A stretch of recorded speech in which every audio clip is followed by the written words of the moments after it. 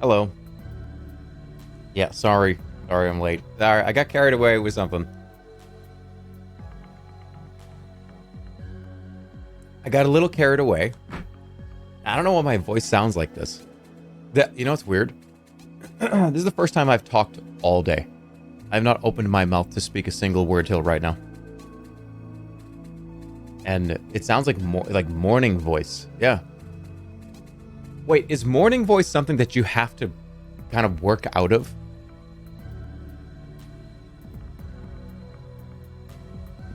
If you wake up and you don't talk at all, you don't say a single word,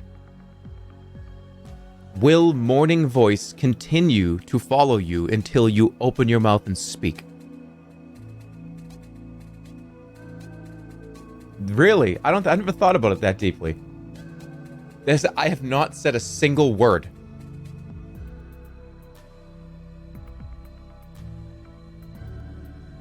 How come you're asking me that? I don't know. Maybe some of you guys are doctors or scientists. I know a lot of you are. It's because you smoke. That's why your voice is like that. No, I don't. Anyways, hi. Bro, your voice is so deep.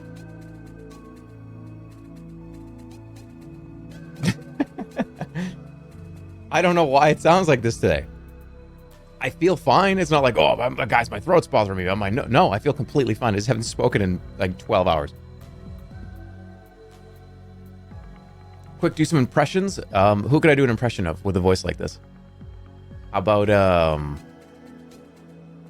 I don't know. Who do you think? Who could I do? Patrick? Hey, SpongeBob, it's me, Patrick. Oh, yeah, SpongeBob. Let's go have an adventure. I don't know. Does that sound like him, kind of?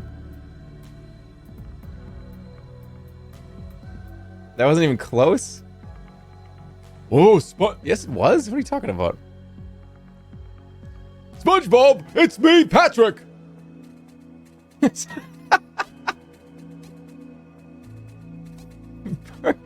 Bernie Sanders. Hold on a second. Hold on. Patrick Star. That sounds like Patrick.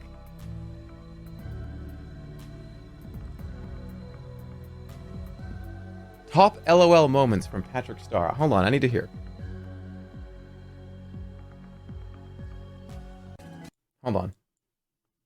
Okay. Fine. I won't let you blow this. Hold on. The trick.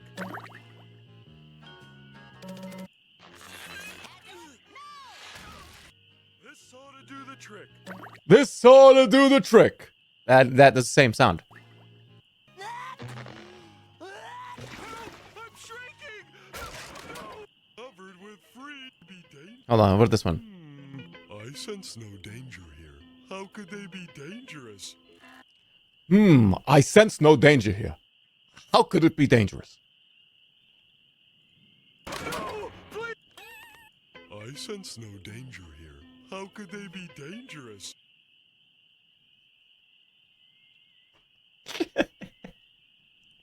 Sometimes it's too easy. I'll just be honest. All right, let's go. Let me start the stream. Let me say hello first. Did I even tweet? I didn't even tweet. Dude, you're starting 40 minutes late. There's a reason why I'm late. Okay, do you understand? I've been sitting here. So in pre-stream chat, we were just talking. Is that like 12, I don't know, 12:15, 12 o'clock? And I was doing something at the desk here, just typing away. And I got really carried away and I looked over and it was, the only reason why I noticed is because the chat got really fast. Because it was just over on my other monitor, just kind of in the corner. And in my peripheral, I just see bing, bing, bing, bing, bing, bing, bing, bing, bing, bing, bing, bing, bing, bing, bing, bing, bing, bing, bing. And I was like, what's going on? Oh, that's right. That's right. I got to start. I got carried away doing something. And yes, I will show you that thing potentially. Depends. So if you're good. But today we're going to play Sorcery. We're going to go back to it. I know a lot of people have been waiting for Sorcery. I know a lot of you have been waiting to... Let me turn the crickets off. There. I know it's been kind of on the back burner for a few weeks. But it's back. We're going to chill. We'll play it for a little while. I'm going to give a quick recap. We'll kind of just get our bearings and see where we are in the game.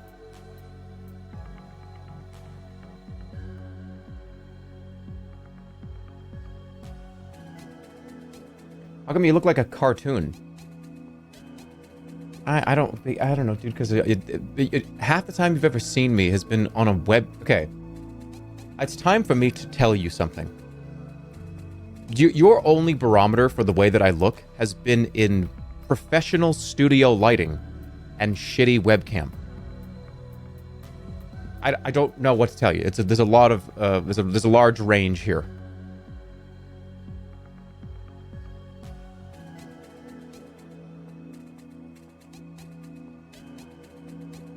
Barometer.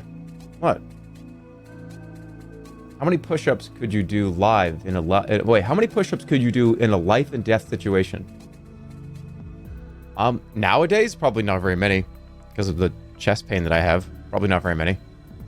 I could probably realistically just go through... I'd probably do at least 20. 5 to 10 years ago, if you had asked that question, it would probably have been at least 60 to 100. At least.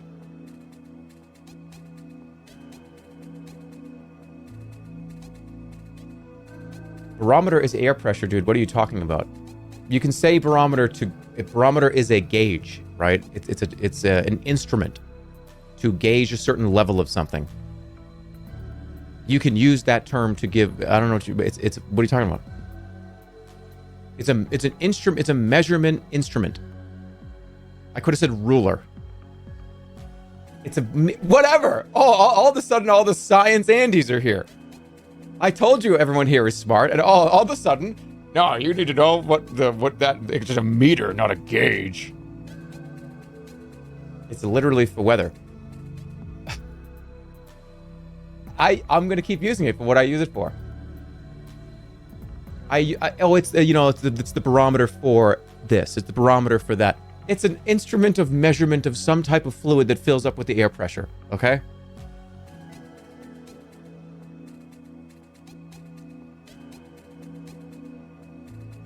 A moment is literally only 20 seconds. Change your pinned tweet. What is my pinned tweet? Hold on. Let me tweet. Hold on. Speaking of Twitter. Let me actually make a tweet. What is my pinned tweet? It's not a sponsor thing, is it?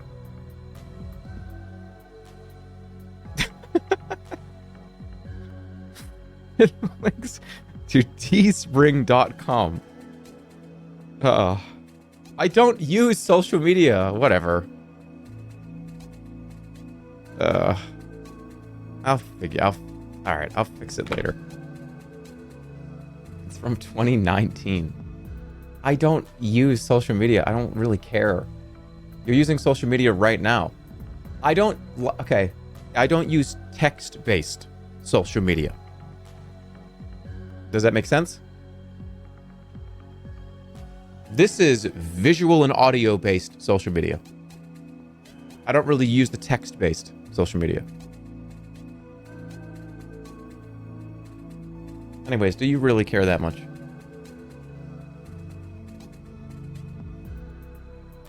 This is tech. I'm typing right now. I am not typing. There happens to be a chat room, and you happen to be in it. Happen to be streaming, right? I am talking and using my audio and visual. This chat room is an accessory to this channel, right? But I'm not in it. I'm not using it right now. What were you working on? You'll see. It's very important. And all the 30-minute late LOL Andes, you're going to be very, very happy when you see why I was 26 minutes late. But yes, we're going to play Sorcery. Again, Sorcery today. I will be on Name Your Price tomorrow, live in person on Austin Show's channel. That should be really fun.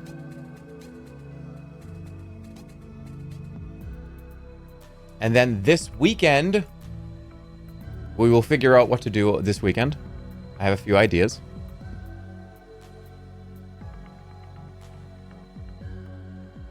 Are you going to bring a booster seat? Yeah, probably. Probably, because I need it.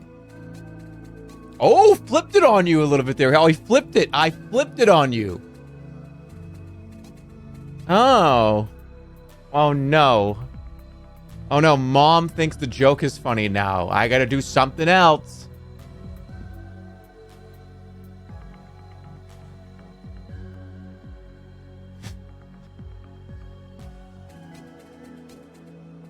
Nope. It's still funny. Whatever. All right. So, yeah, that's Sorcery today. Name your price tomorrow. I will host the channel. Obviously, it's Austin Show. I have retweeted the announcement tweet for it. So if you're looking for it, it's there. I will be hosting it here. And that's what I'm going to be doing tomorrow.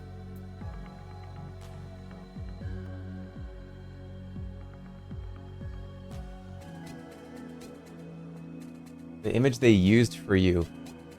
Yes, because I don't take pictures. I don't really...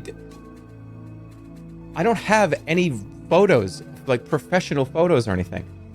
The only photos that anybody can ever pull from, if I'm a guest on any show, they just have to type in Jerma into the Google image search and find one.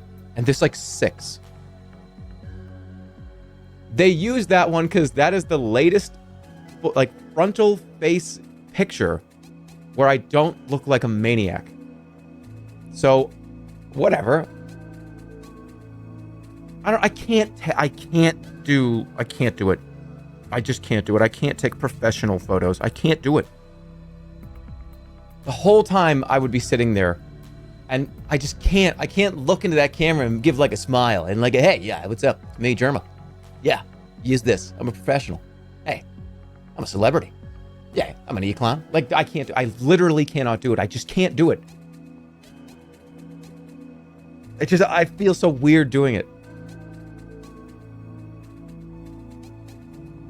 Because I just imagine one of these pictures of me, like, smiling in the camera with a professional headshot.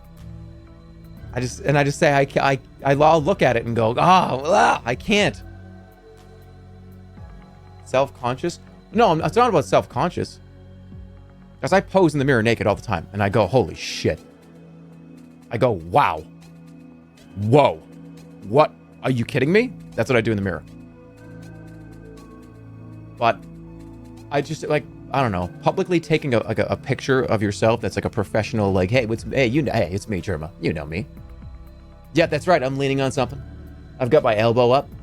My elbow's resting on a chair. That's me. Yeah. Hey, sponsor this channel. I just feel so, it doesn't feel right to me. It just doesn't. I'd rather them use the sus face guy picture.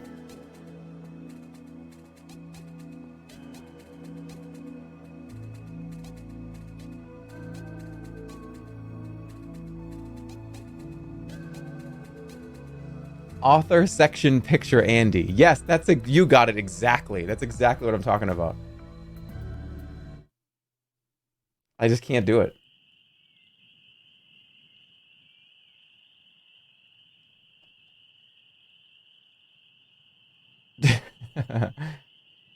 All right. So let's go over what's going on here. Because of people that may have missed it.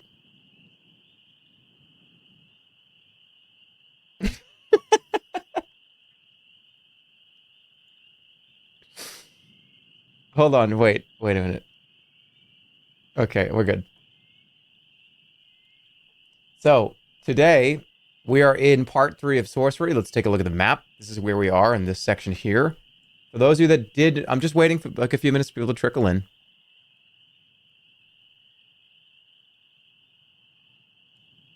We are working with time control in this episode. Part 3 is about aiming these devices at different places in the world, and when you aim it there, this section will be in the past. So it's 2 full maps, one on top of the other. One in the present and one in the past.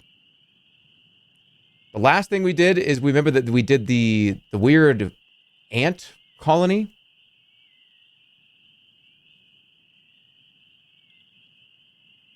We got a few items. Let's actually take a look at what we have for items, just to refresh. We opened the door. We beat Kare. We opened the door. We got all the spell lines.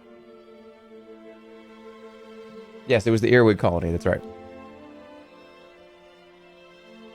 We still have, with 3 giant's teeth. Yeah, we did get, you got Elden Ringed.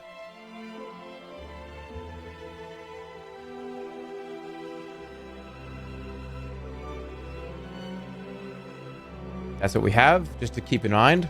Let's take a look at the spells, too, because it's been a while. We still have the Ape, which is kind of insane, because I've never gone through part 3 full episodes of this game and not had something else. Again, we got Zap as Lightning Bolt. Boff is Protective Force Field. Law is we can control non-intelligent creatures. That was a really good one, by the way.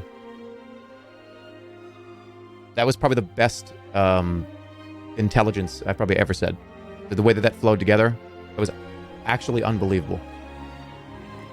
Dumb makes creatures extremely clumsy. Hot is Fireball, obviously. Wall is Invisible Wall. Here's your whole book. We can cast spells. We can refresh them if we need to. Ball Fondler, since being unbanned, has said a couple things. They've said, when are you going to play Skyrim? Ball Fondler, you're on thin ice. We have a sword and a silver chain. We can use this, I think, to kill ghosts or something. So, let's see. What was the last thing we did? Let's just take it slow here. Oh, wait a minute. Wow, what was the last thing I did here? The bug clambers up the canyon's edge and drops you into the dirt, right? This is right after. With a final nod, it turns and strides away. You call it a thank you to the bug, but it is already gone. You look around once more. A few birds swoop and wheel in the crevice, turning circles that are way below you. And yet, okay, so then I did doze. I caused slowness.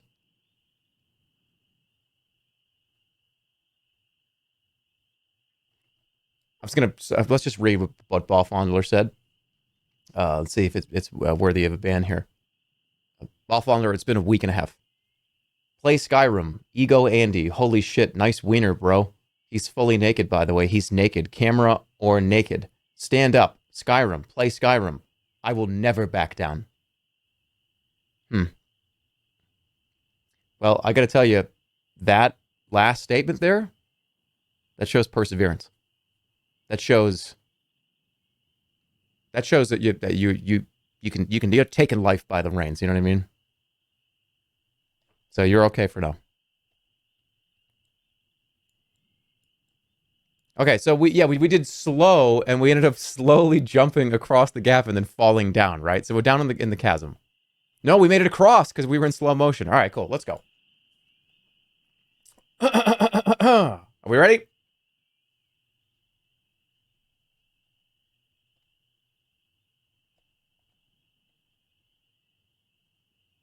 We're ready. The world begins to slow down once more as you begin to speed up. You feel somewhat lightheaded, but otherwise well enough. The bleak plains stretch away once more. Behind you, wind whistles through the fissure. We can cast another spell. We made it across. The whole point was trying to get across that chasm. Why would I... Oh, find safe passage on the other side. Okay. We could also... I think it's Huff. Create wind for no reason? Why?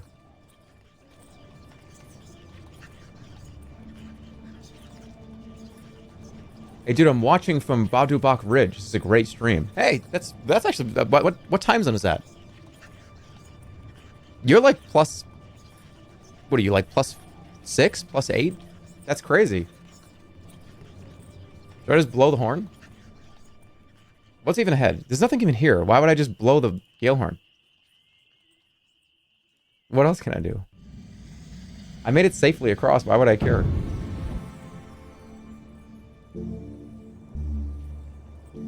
Float in the air? I made it across.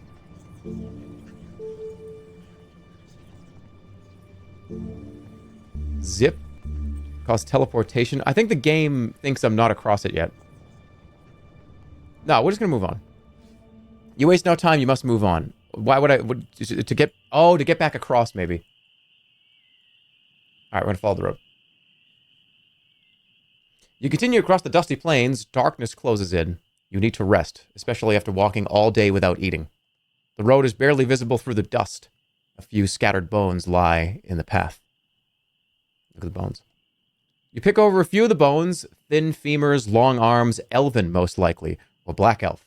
The wind has scoured them dry. You continue on your journey. Alright, it's time to decide where we're going to go. We need a poll. Are we going up? Alright, we're going to... 1, 2, 3. 1 is up north, which is heading this way. Seems pretty desolate this way, but who knows? We might run into something over here. 2 is back down to the fissure. 3 is going east this way. And 4 is... Here's the secret fucking goddamn Albertson family egg salad recipe.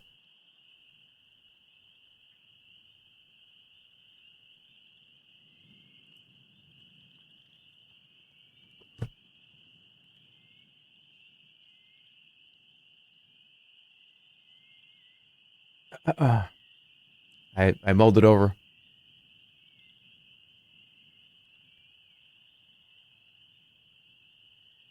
Figured, you know, it is a secret family recipe. And I realized, what if I don't have any fucking grandkids? You all have to act as my grandchildren.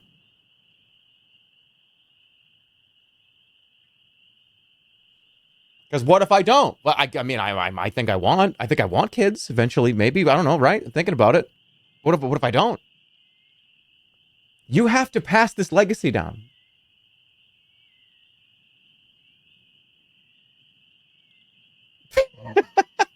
Parasocial Andy. Yeah, all right, hold on. Wait a minute. Let me fix this. I was saying that comically. You understand? I don't actually see you as my grandchildren, right? That's fucking weird. That's strange and should not be taken seriously. Let me just be very clear about that.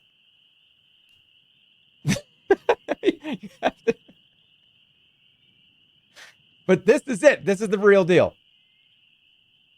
Do you want me to go? Should I go over it? I thought a lot about this. It's a secret recipe. You want me to go over it?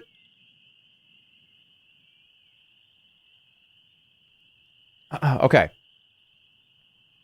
All right, here we go. Secret family recipe time.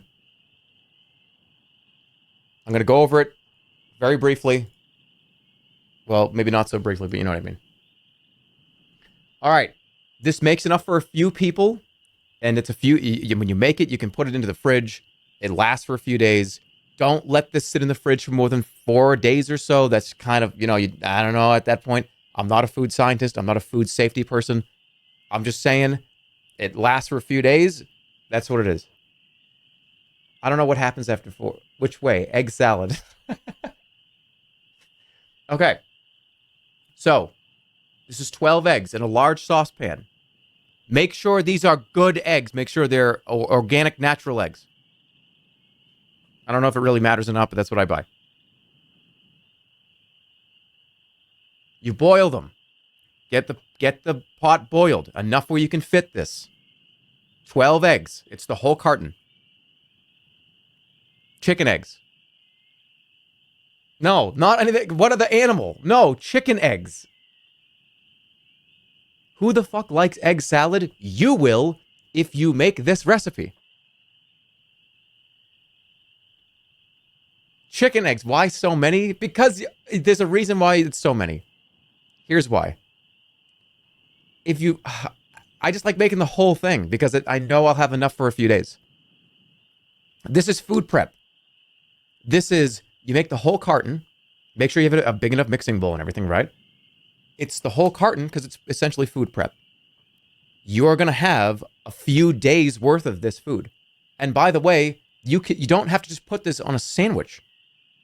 It's not, oh yeah, I guess I'll put it on a sandwich. You could put this on other stuff. You can eat this in a like a wrap, right? That's kind of it. This is 30 days supply. 12 egg, what'd you say? 12 eggs in 4 days is not good.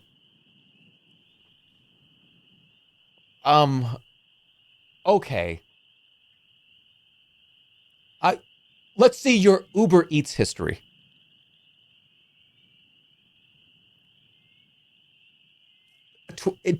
In 4 days. You don't eat all. This is for like a few days and a few people.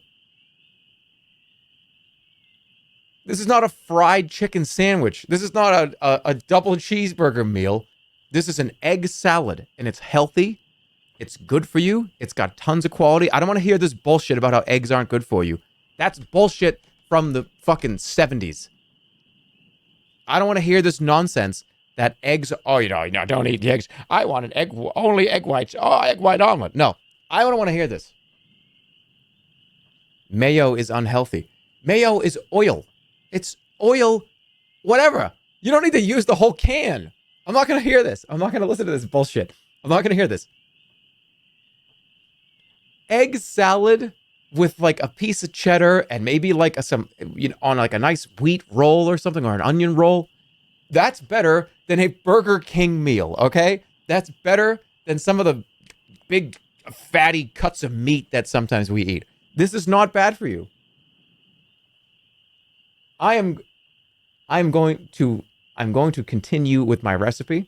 Egg salad tastes like shit. You haven't had mine. You haven't had my egg salad. I'm getting very upset about this. What does Ball Fondler have to say about this? All right, fine. Let me get through the recipe first, and then we'll see what Ball Fondler has to say.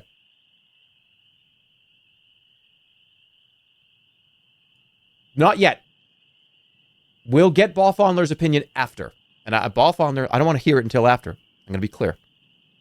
Okay, so, again, it's 12 eggs. I do that. Look, you can change this a little bit if you want to. I do 12 eggs because I know I want to eat it for a few days. It's super easy. It's a sandwich. You can put it anywhere. It's good. It's eggs. It's a little bit of mayo. It's some nice brown mustard. Shut up. We're going to keep going. You peel the eggs. You put them in a large bowl, and you start to mash them, right? You can use the back end of a fork. You can use a mashed potato masher. And you go, you can mush them up, right? But don't do it too much and don't do it too little. 12 eggs is literally a week worth of salad. Well, that depends on how... All right, forget about the quantity. Forget about the quantity. Listen. You want me to share my secret family recipe with you or not?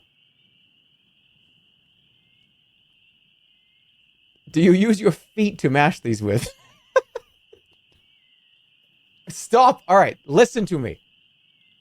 After you mash them up, and not huge whole egg chunks, it needs to be enough where it's uniform. It's almost not a paste though. I don't want it, not like sawdust. Chunky, but not too ridiculous. You want to be able to scoop it up with a spoon. Okay.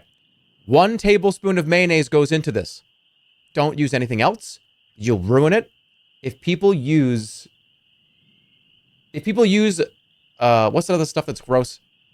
Or like any other kind of other mayo type stuff. Oh, I forget what it's called. Like what's it called? I don't even... Miracle Whip. Don't use Miracle Whip. It's not for my recipe. I'm sorry. That's not how it works. There's other like mayo alternatives. No.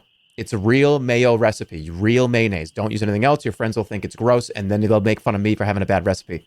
Fold in the mayo. You add 1 tablespoon periodically. Don't just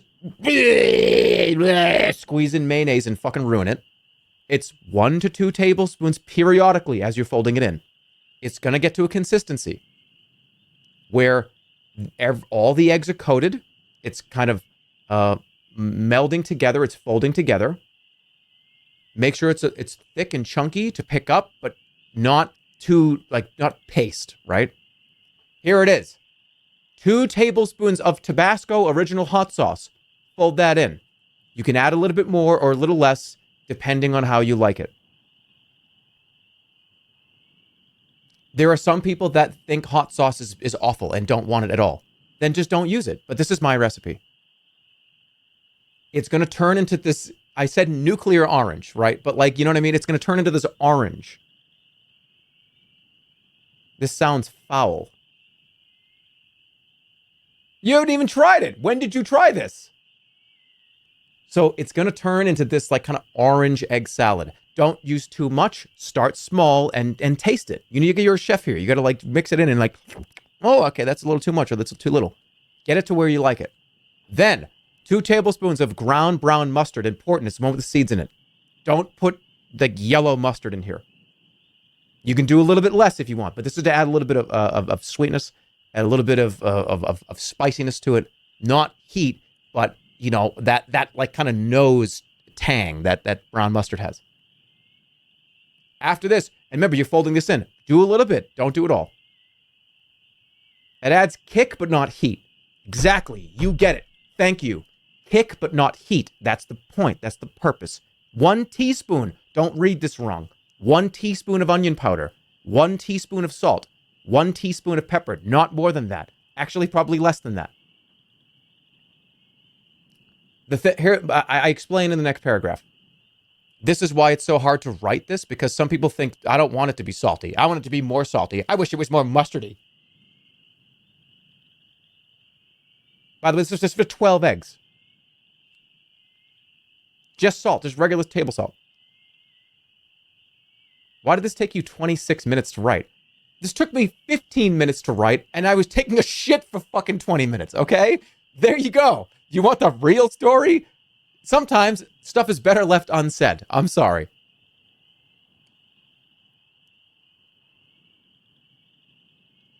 Anyways, when I'm thinking about teaspoons and tablespoons, I'm thinking, you know when you get the pepper grinder and you go like, how much is that?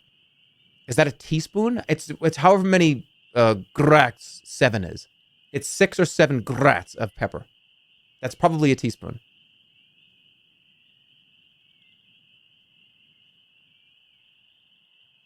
Is that less? Half a teaspoon?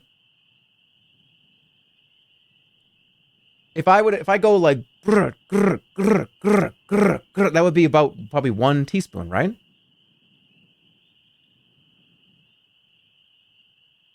Let me just, hold on, I gotta fix this. This is wrong. Don't take this recipe yet. It's not right. It's not accurate yet. Hold on.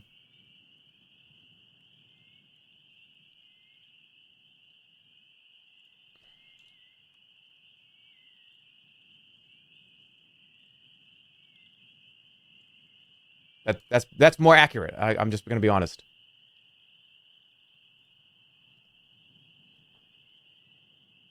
Just to taste. Yeah, but okay. Yeah. That's a good idea. That's true. That's true. True. Add salt to taste.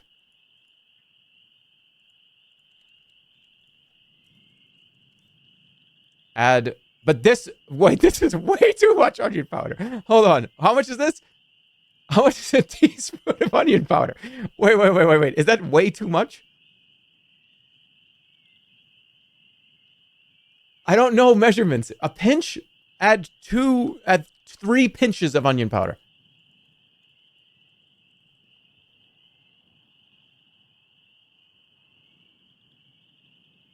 It's like you just add like a shake, and then mix it in. I don't know. I just do that. Chefs don't keep track. Baking is an art. It's not a science. Is that a correct thing to say? Back in like the fucking 1200s, you know how many types of bread they figured out by just trying different things? Half of the breads that you love to eat were done because somebody was like, I don't fucking know. Let's try it like this. Who cares?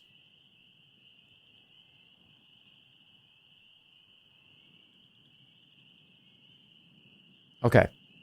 So, this is important. This is all to taste. That's fine. Get a bulky roll, preferably an onion roll, a bulky onion roll. You know the ones, you've seen them.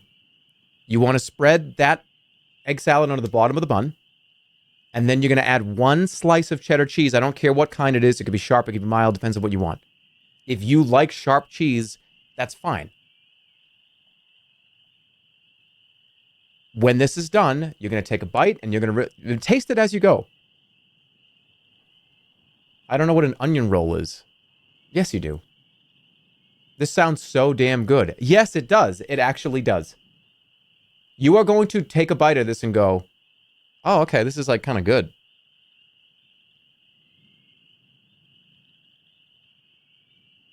I have had egg salad before, and I've made my own, and I finally got it to where I like it. What the hell is sharp cheese?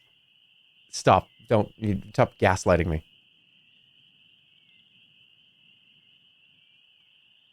Why did you leak this? Because I don't know. I just was like, I want to get this down in case like I get hit by a bus. What if I, you know what I mean? What if I get hit by a bus? No one would ever know what this was. Okay, so. Oh, you got it? You good? Okay. What does Ball Fondler have to say? Blah, blah, blah. What does Ball Fondler have to say about it? I'm curious.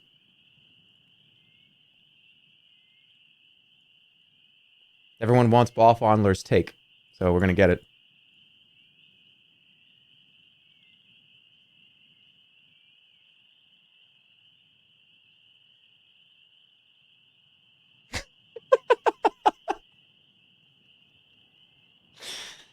This isn't funny anymore, bro. Just play the game. And then they at me.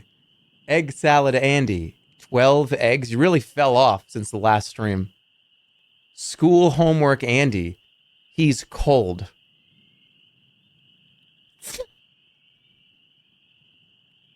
You really fell off. From 2 days ago?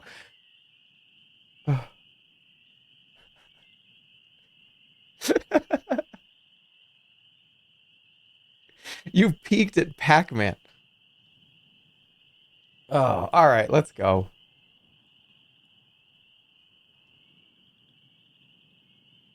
This is a family recipe of a spin-off shitty sitcom. Where do you want to go? You got the recipe. And by the way, all those anti-sorcery Andes don't give it to them. Don't let them have that recipe. That's for you. Only for like the 10K that are here right now. That's for all the anti-sorcery Andes. That's not for them. This is just eggs with mayo in it. Did you not read the part about the brown mustard? Did you not read the part about the Tabasco? Did you not read the part about how the consistency needs to be? Did you not read the part about the sharp cheddar cheese? Did you not read the part about how it needs to be folded and the ingredients go in one at a time? Did you not read the part about the dry ingredients go last? Did you not read the part about it has to be not a paste? If it's runny, you got it wrong. Did you not read the part about it has to be 12 eggs? Which part did you not read?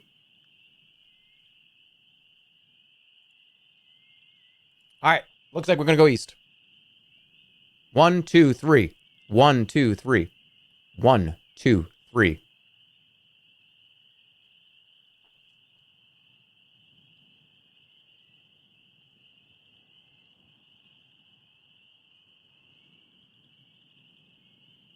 All right, we're going 3. Let's go. We can't see your mouse? Oh, well, it was 1, 2, 3. Yeah, you could. All right, the line of the road curves gently as you follow it. The moon moves slowly across the sky like a lidless eye. The plains are wide and empty. To the south, the fissure yawns, wider here and furiously deep. To the north, the land climbs a low, rocky rise. This is streamer's choice. We're going to go up, off the road. You leave the road and cut across the bone gray plain. You're climbing up a low, rocky rise, not a natural outcrop as you first assumed, but rather a pile of large carved blocks over which the dust of many ages has blown. Let's go.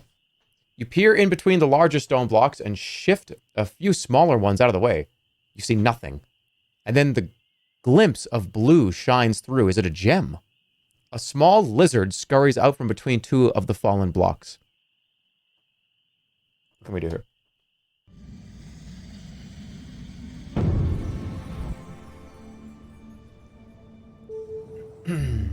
Mud. Great quicksand. I could probably... Yeah, I could do big and move the rocks. I could do... 6. Clone the caster. So just 6 of us.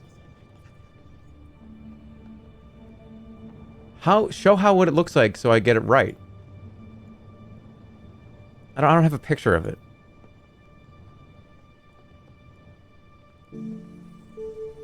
Stop is open locks and doors. Let's do I'm thinking big.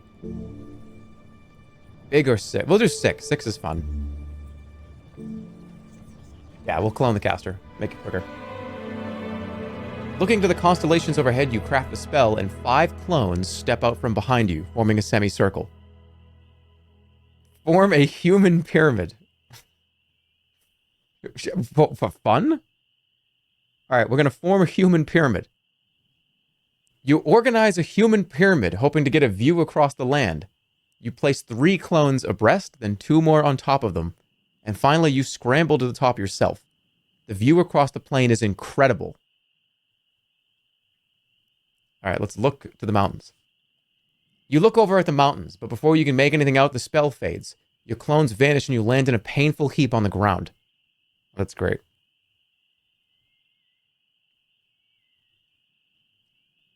I'm just gonna get huge.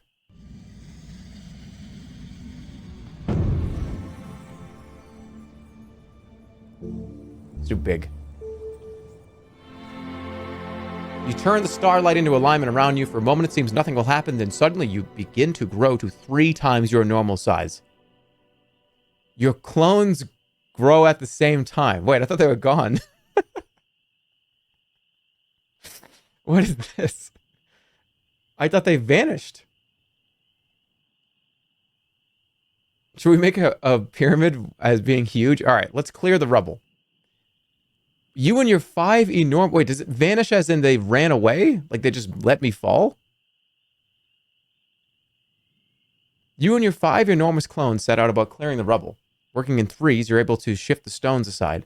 After a few minutes of work, you've uncovered the blue crystal. All right, take the blue crystal. Gradually, you shrink back down to your normal size. One by one, your clones vanish. You touch the blue crystal, and suddenly you feel yourself ascending. Oh, you can teleport. That's right. There's fast travel in this. Okay. So, I mean, I think the idea is I teleport back here, move this over here to the bridge when it's back normally, or this way.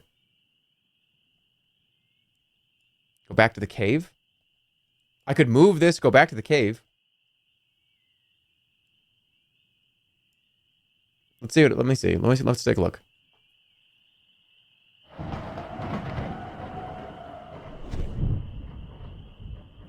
moment later, you're tumbling downwards from the sky, the wind rushing past your face. You are certain to shatter into 1,000 pieces.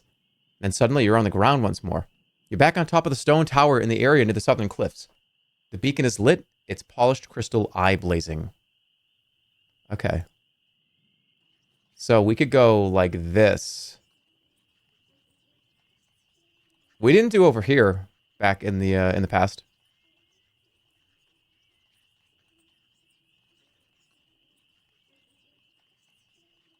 We could fix the bridge and kind of go across it and see what happens, or we could... Ah, right. Okay, so we could fix it and then have another one lit and have it go somewhere else.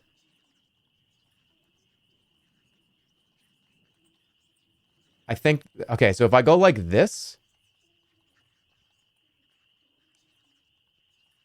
And then I can go to this one and aim this one that way.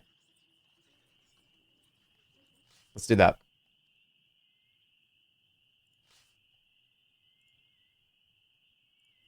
So now we're in the past. And I'm going to aim this back at the bridge.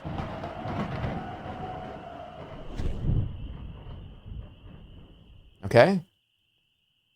The fall from the sky is just as terrifying as before, but you land safely once again. It takes a moment for you to regain your breath. Incredible. You're atop a stone tower which did not exist before in the northern plains of Barubak. Set into the floor here is a bearing track on which a brass cylinder rests. A blue crystal is set in. You pat yourself down and check yourself over. You're in one piece, if a little breathless. You waste no time in turning your attention to the contraption on the rooftop. The cylinder is similar to the one you saw earlier, although this one is slightly narrower and about a cubit long. On one side of the turret floor is a trap door which is closed. So yeah, now we can go like this. Okay. I think I like this right now. What do you think? Should I go back to the bridge here? Back in the past? See what's here? Or aim it this way. Or aim it this way. Oh shit. What do you think? The one piece is real.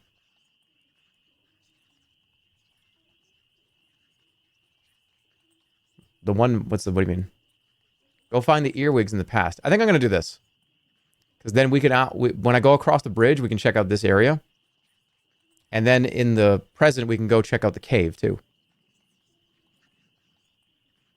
Because I can get it aimed at the right angle. Yeah, there we go. All right, that makes sense to me.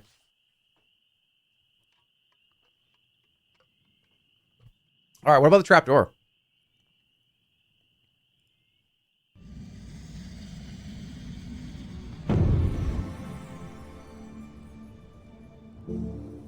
Can do big again. Can do fog, summon darkness. Force field. Is there sus? There's no sus. What about, I mean, DOP? I could probably just open it. Don't give it up. Don't give it up. Give it up. Give it up. Give it up.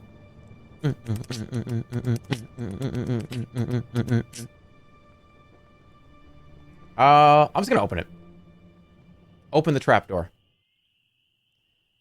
You turn your attention from the beam to the trapdoor in the floor.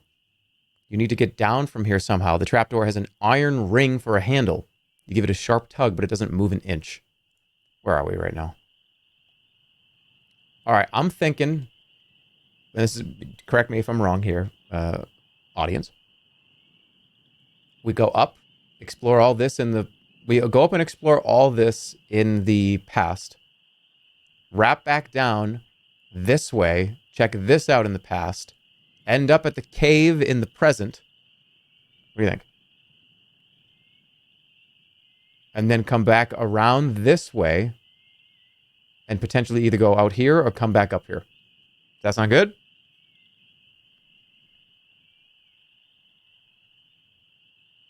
Already did the cave? We did, but remember in the past, we went back and we talked to the sorceress lady.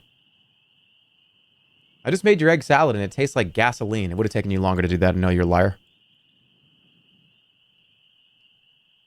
All right, I like that idea. Let's go check out this place up here. You know how I know it's bullshit? Because it takes at least 12 minutes to boil the eggs. And then it takes like 15 to 30 plus minutes. It's like a 20-minute ordeal to peel those eggs. And then it takes another probably 5 to 10 minutes to fold in all the ingredients. You're a liar. All right, should I twist it? I'm going to twist it. You turn the iron ring, it doesn't shift. Twist it again. Undeterred, you twist the ring again, but don't seem to get anywhere. Twist it again. You tug the ring, but you seem to be wasting your time. Twist it again. Once again, you fiddle with the metal ring, but however hard you wriggle and wrench at the trapdoor and nothing is happening. Give up! No, I want to cast a spell. No, no, no. No, go back. I want to... Hold on, go back. This doesn't count as a rewind.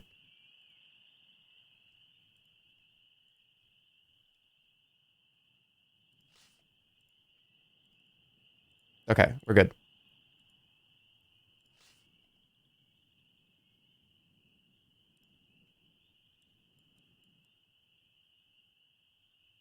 There we go. All right, we're good.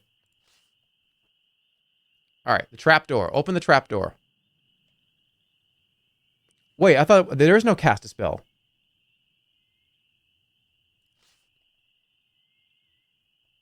Oh, okay, I can do it here. Let's do DOP. That's easiest, right? DOP is pretty much guaranteed. Open locks and doors. All right, you weave the spell and turn the spell's focus into the trapdoor at your feet. It shivers and rattles as though the wood was a beetle trying to take flight. But it seems unable to escape whatever is holding it shut. The spell fades, but the trapdoor is still sealed. What?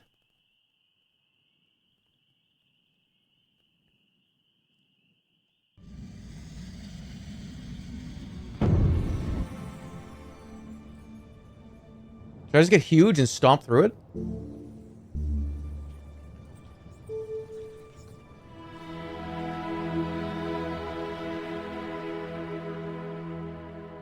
All right, you bind the magic, quickly swelling to the height of a tree. I can't... What? I can't, like, stomp through it?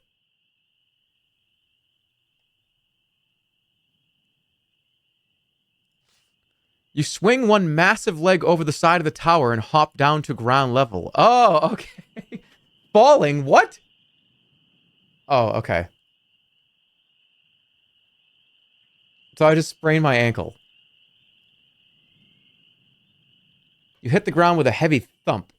Gradually, you shrink back down to your normal size. Looking back up, the tower seems terribly high. Try the door.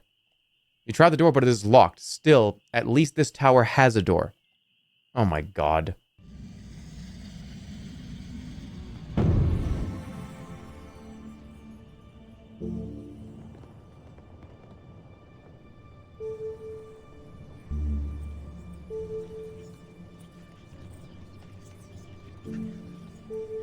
It's too much. I only have 3 stamina. I don't want to blow the door off. Let's stop the door.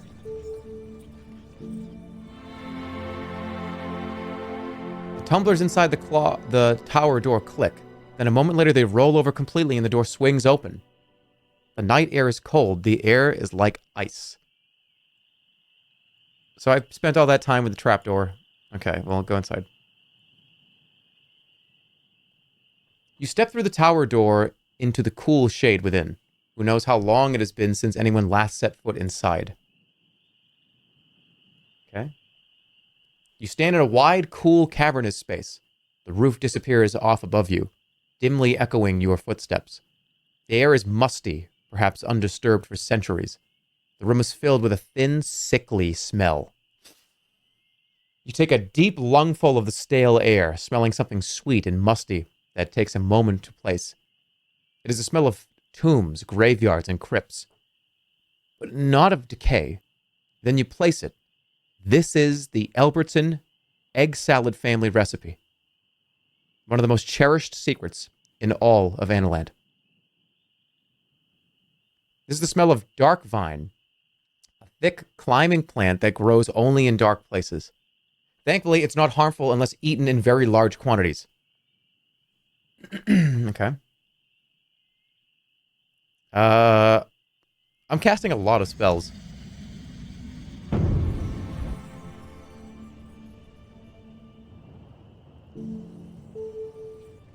Heal disease? I mean, something's diseased in here, maybe? Sun. Ooh, create light.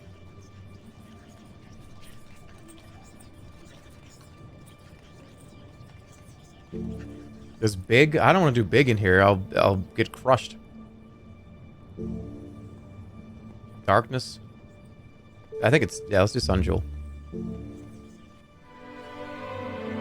You craft the enchantment and the Sun Jewel in your pack begins to emit a brilliant, blinding light. Warm light fills the chamber. You look around the tower in the light from the jewel. You make out strange, shadowy shapes that climb the stonework. The shapes seem to recede from the light. They are dark vines, plants that grow only in unlit places. They form a thick matting across the ceiling. Let's cut them down. You climb to the top of the stairs and hack at the dark vines that grow across the ceilings. They begin to drip a thick, oozing sap onto the floor of the tower.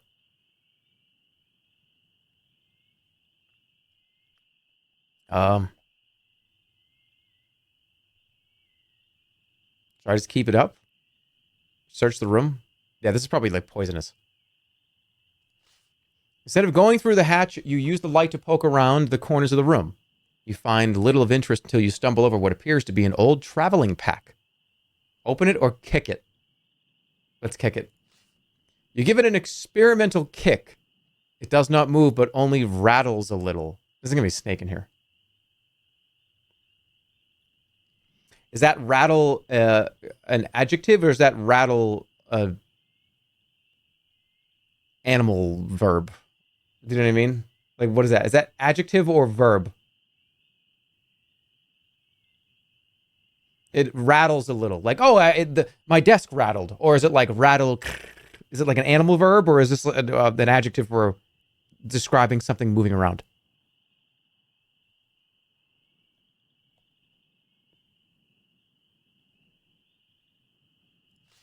You open the pack and are surprised to find the brand of the Analand Leatherers inside the top of the flap. Digging inside, you find 2 stopped vials. Examine the purple vial.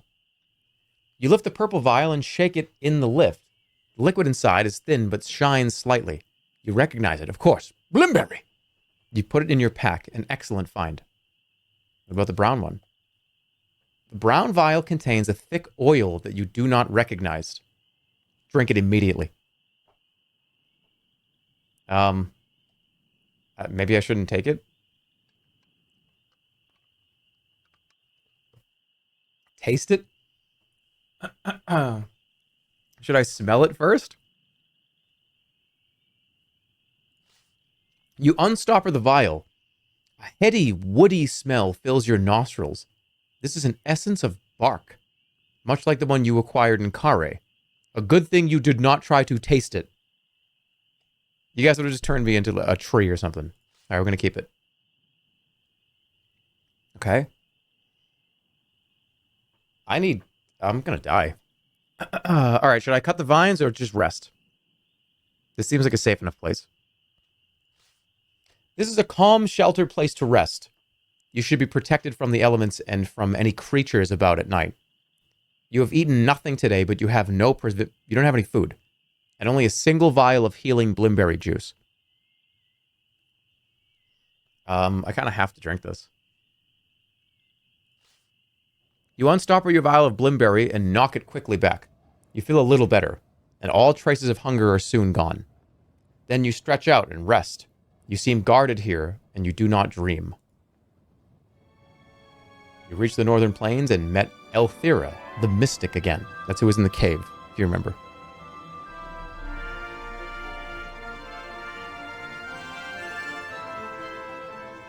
The sun may have risen outside, but the only windows here are thin slots. I almost coughed. The inside of the tower is cavernous and empty, but for a stone staircase that spirals around the walls. Dark vines have grown up the inside of the tower and form a thick matting across the ceiling. Should I just keep cutting these?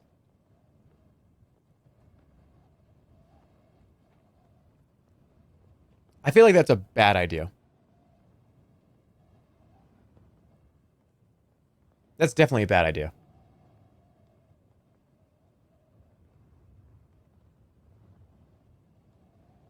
No, we don't do face cam for sorcery. I need you to be immersed into the text in the story. Not looking at, like, the boogers coming out of my nose. No, we're going to move on. I think that's a bad idea.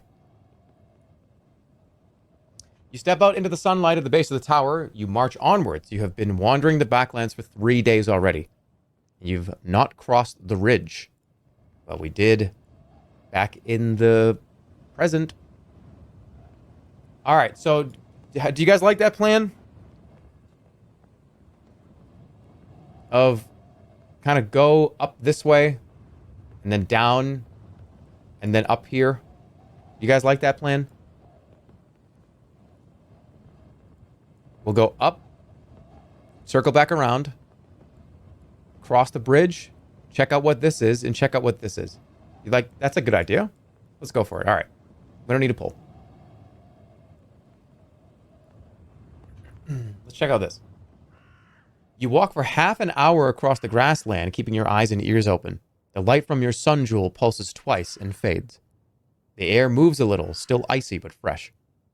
In the middle of a tended field, you come across a lone hut. Peering through the grimy windows of the hut, you see a stooped young boy sitting by a fire. He's squatting on the ground, intent on something, perhaps drawing symbols in the dust.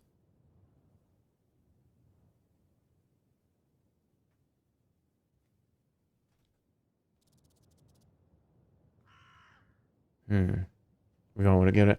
Going in. Important. Your egg salad may be gassy. It smells bad. That's eggs. Eggs are a gassy food. You don't blame me for that.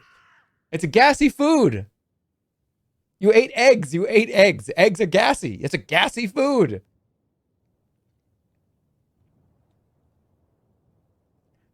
Oh, by the way, I never said you have to make this recipe. I just said if you're ever going to make egg salad, you could try it if you feel like it. You don't have to. It's delicious to me and my family. Okay? My family. Okay. Yeah. Let's go in the hut. You push open the door. The boy jumps to his feet, grabbing at a crooked stick.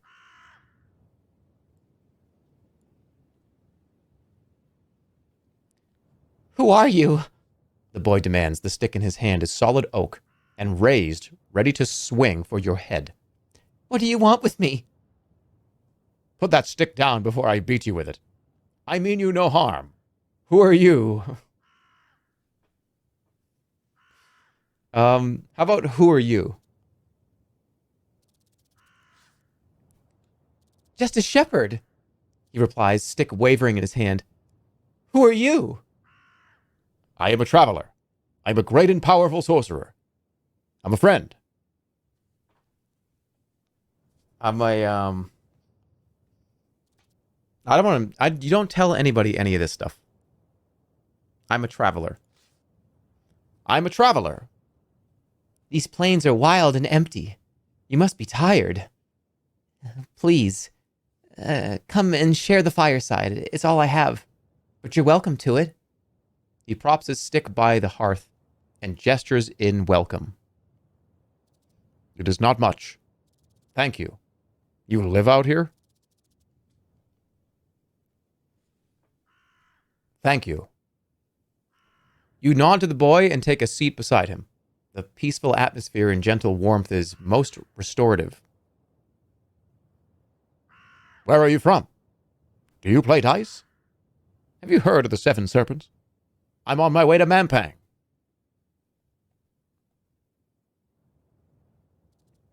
Do you play dice? You ask, reaching into your pack for your stones. The boy shakes his head sharply. My father plays dice with my mother, and it does nothing but make them argue. I don't touch those things. He put the dice away. Okay, whatever, kid. Fine. I was going to put 20 gold on the table, but, whatever. Where are you from? Kariyama, in the foot of the mountains near the long bridge. The boy lifts his crook once more, but uses it only to poke at the fire. Near the long bridge, okay. So wait. What's he doing here?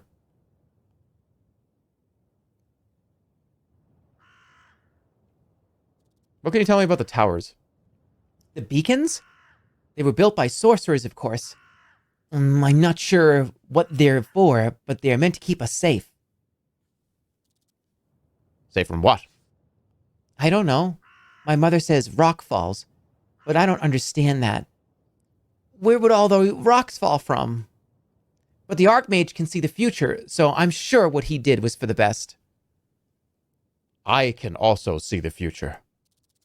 You tell the boy, you nod. Would you like to see yours? The boy nods nervously. Wait, I don't have the thing. I don't actually have the crystal, right? What can I do? Would you like to see your future?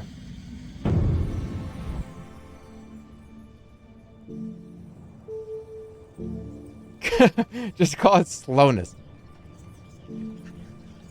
Open locks and doors? Cause sleepiness? Oh, I can read his mind. Tell.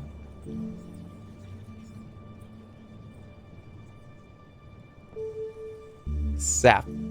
Oh, that's awful. Cause depression? That's so evil. That's so evil.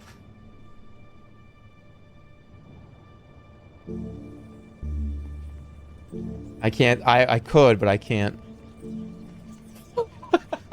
Just freak him out. Would you like to see your future? And then touch the kid's hand, and like, oh, I'm floating. What did you do? Oh, you must be a sorcerer. And the kid gets wicked excited and is like, yeah, I did that. Yeah. Oh my God, you're a sorcerer. Oh, ah. And you fall down. Oh, you got me. Like we're playing. Yeah, that's perfect.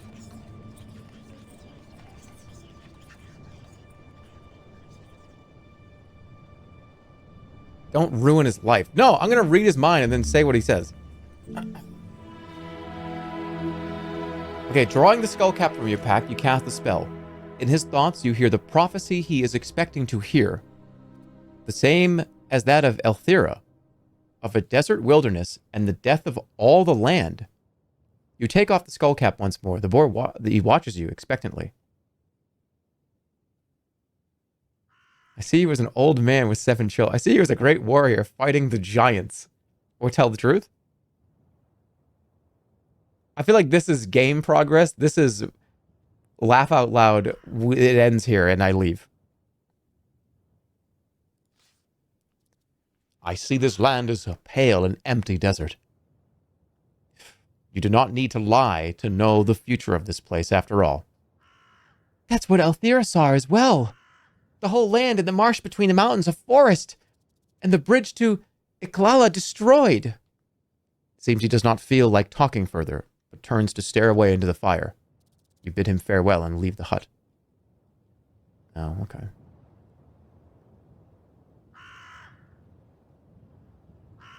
You should have sapped him. You still caused depression after all. I didn't mean... whatever. As the morning moves on, the wind begins to rise. You walk through wide fields, thick with crops. A few goats graze on low hillocks on the land, watching you with beady eyes. This place seems to be rich, far richer than the villages west of Kare. Seems impossible that it could ever become a place as desolate as the Baklands. Looking south, you see the tower. Further on in that direction, a river rushes through the plains. You stride on through the long, swishing grass. Then from somewhere close at hand, you hear a voice. Someone there? You got any water? Have you? Turns out.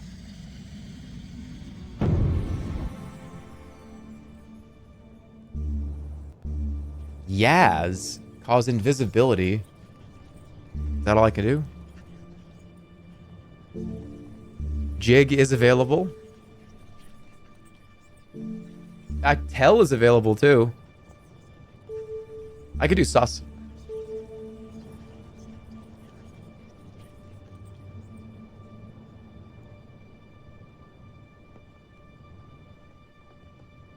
Jig.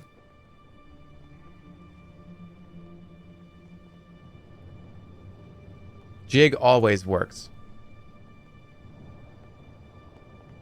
I tried to make your eggs and I got divorced.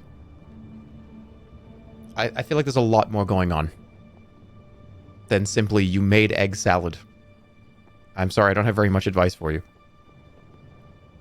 Alright, let's do Jig. Reaching up to the constellations above you, create the spell. Pulling out your bamboo flute and starting to play. You soon begin to hear an exhausting puffing sound from somewhere in the grass. Follow the sound. The sound turns into a series of wet clicks, which you follow until you all but stumble over a head planted in the soil like a cabbage. It is maniacally rolling from side to side and flaring its nostrils as it tries to dance.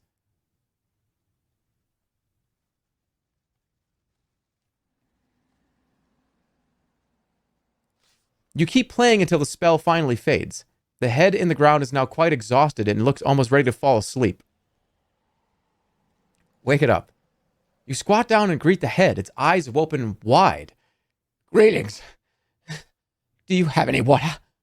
I'm dying of thirst after all that dancing. What are you? What are you doing down there? I'll get you some water. You peer down at the head. It is a man's, if an animate, decapitated head can have a gender. He has shaggy hair, brown eyes, and parched lips. He's not shaved for some time. No need to stare. Or stare all you like, but give me some water. What are you doing down there? The head wiggles its eyebrows, perhaps the equivalent of a shrug. Stole one too many goats. Ishtar is a great place, but they don't take well to goat stealing. It gets their goat, as they say. Gets their back right up. So you're a criminal? You asked, surprised. I was, but I'm reformed now. Not that it does much of good, of course. It's too late for your soul. It's too late for your soul.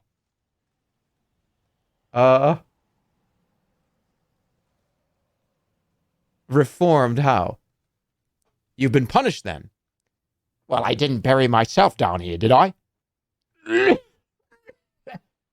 Listen, you have any water or don't you?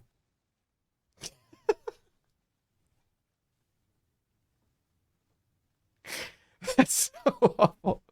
Give him poison. Give some poison.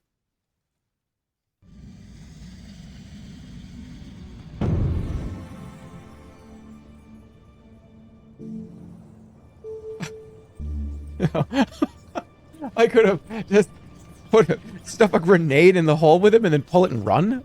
What the fuck? I don't have a pebble. Are you kidding me? Cause quicksand? What am I gonna, like, pour quicksand in his mouth or something? What the hell? Should I read his mind?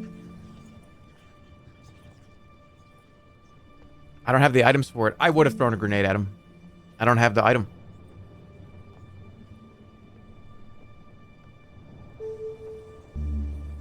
Let's do the, tried and true sus.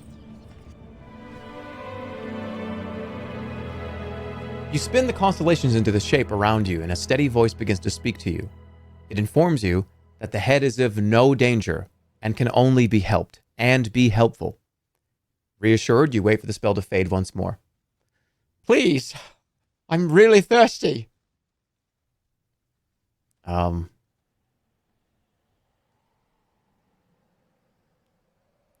would I poison now? Sus just told me that he's helpful. I'll go get some water.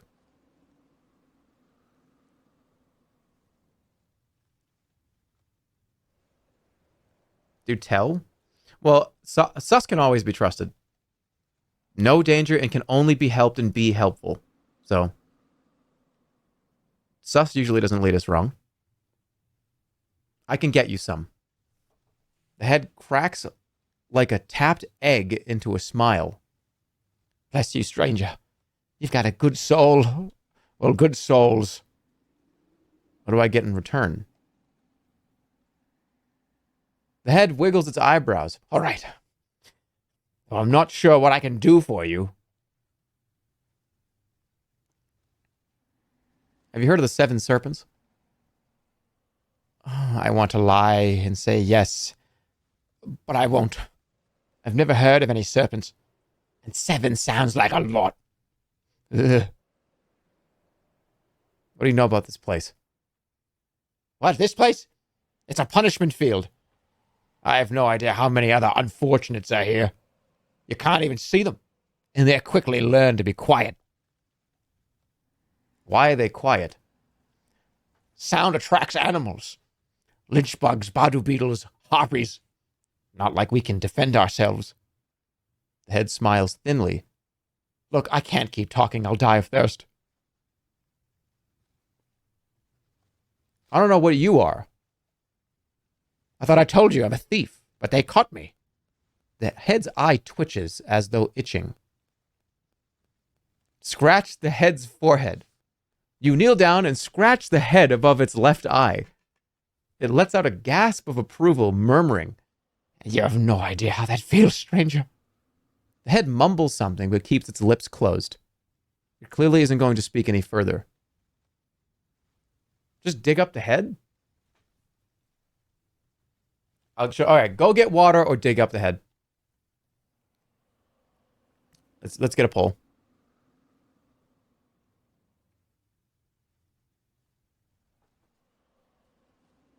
This is just one or two. 1, 2. 1, 2. Are we going to I'll get you water, or are we going to dig up the head? Water, he's going to die.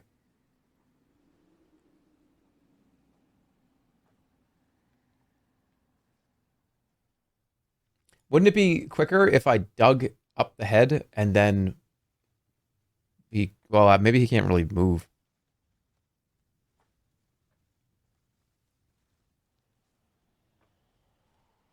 Kick his head like a football. Oh my god, dude. All right, we're going 1. I'll get you that water.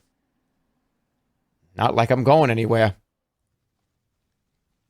All right. So we got to remember that this is where, right here is where that head is. So keep that in mind. I won't remember, so you guys have to. All right, let's head up here. You make your slow way across the fertile prairie, enjoying the soft chirping of the insects. The sun continues to climb the steep sky. Nearby, you hear the sound of hammers on stone. You approach the sound to find a group of workmen erecting a scaffold. They ignore your approach. As you approach the scaffold, you are stopped by a large Sven wearing a metal helmet. Stay back. Big rocks high up. What are you building? This 7th beacon. This one prevent collapsings in the cloud mountains. Also, make weather nice. He turns to glance over his shoulder and shout incomprehensible insults at a group of worker Svens who are clamoring about in the upper reaches of the frame. I need to cross the mountains to the east. You tell him. Use the bridge. We built for this. The scaffold sits in a deep pit in the ground, which is being used to hold foundations. How does this beacon prevent avalanches? Magic is magic. We know. This high, this wide, this strong. Strong enough to hold Oliphant. The rest is them problem. He jerks a thumb in a general eastward direction.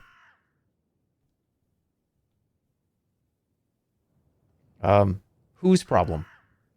He jerks his clawed thumb eastwards again, but seems reluctant to say any more than that. There's a crash from the site, and the Sven turns round and roars, stomping back toward the construction. Follow. You follow him curiously, and see that one of the bamboo supports has bent and buckled under the weight of 2 Svens, who are now clinging on like spider monkeys above the pit below. The Sven to whom you were talking to is scratching his belly and trying to work out what to do. Wait and see what he does, or help them? I think he's just going to let him die.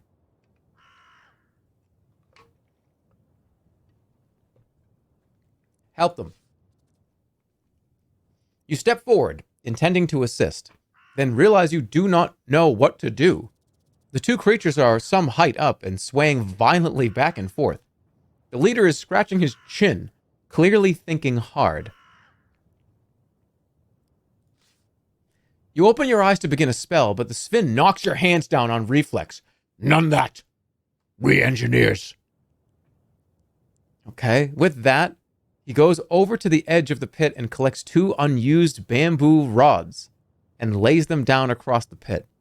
He then gathers another 2, and you quickly realize he's building a support framework to allow the stranded Sphinx to climb down. You take advantage of this distraction to walk around the site and poke into the materials they have in their stores. It's mostly as you might expect. Bamboo, hardwood for cutting joists, and various hammers, chisels, and lathes. If there is to be stonework, that must be arriving later. Behind all of everything is a small metal box with a catch on the lid and a gourd of water.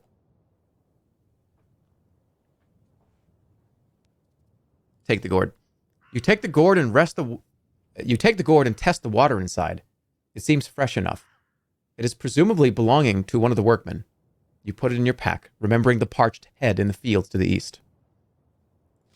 You squat down and open the box to reveal a small blue crystal. It is currently dark, but looks very similar to the ones you have seen previously on the tower. Hold on a second. They're building another tower. So, in the present, this would be a tower. Should I let them just continue to build it? Or should I take it and then put the gem in later?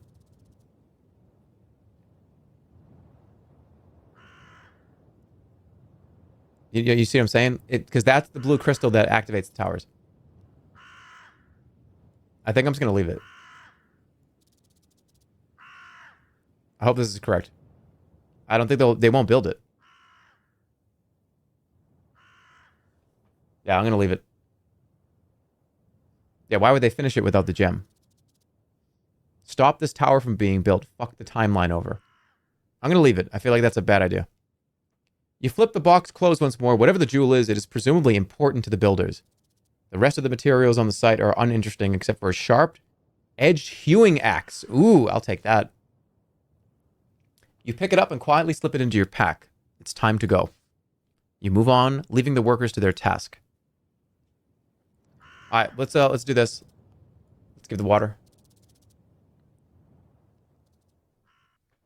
It is hot now. You are starting to sweat under your cloak. You walk back through the long, lush fields. You look for the head. Are you there? Down here. You find it in the grass. Did you bring water? Please say you did. Give water to the head.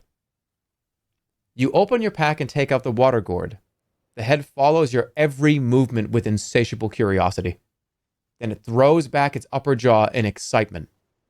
You squat down and pour the water into its mouth. It coughs and splutters, drinking to clear its mouth, but not wanting to stop. Wonderful. You have no idea how wonderful. That'll keep me going another day at least. Dig up the head. I'll get you out of there, you declare. That would be a great idea. I'd be more grateful than you can imagine. Grab him by the head and pull. Just grab him by the skull and just lift. What can I do here?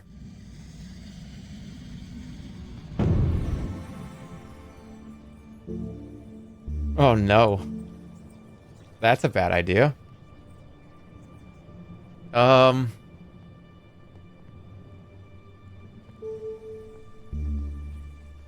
Protect from magic? What if there's a... Oh, wait, hold on. Wait. Is it possible that there's a spell here where if he gets out, it just is going to explode or something? Like a saw trap?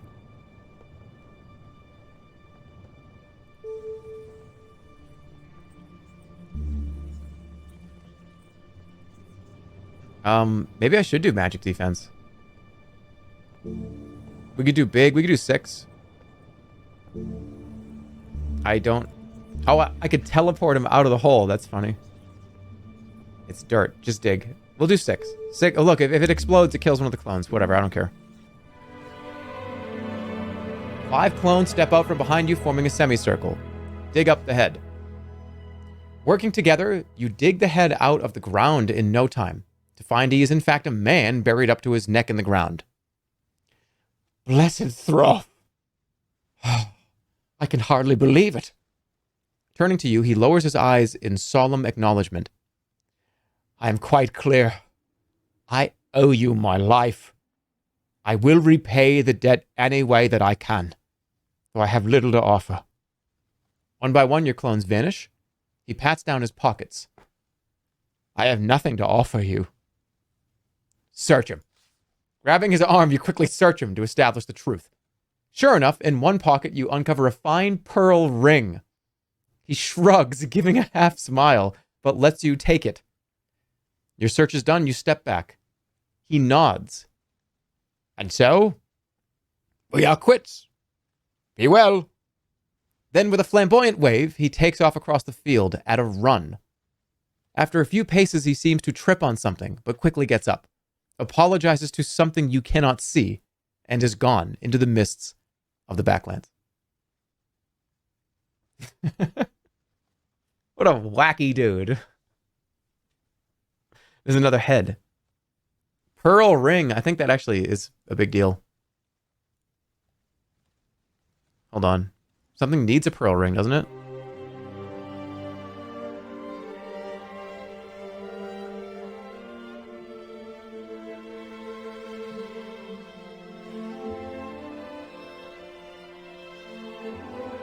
Yaz. Oh, I can go invisible now. It is Yaz. Casting the spell while wearing a pearl ring will render the caster invisible to any reasonably intelligent creature. Less intelligent creatures will only be partially convinced, and creatures with ears will still be able to hear the caster when they move. Okay, so it works less on low intelligence.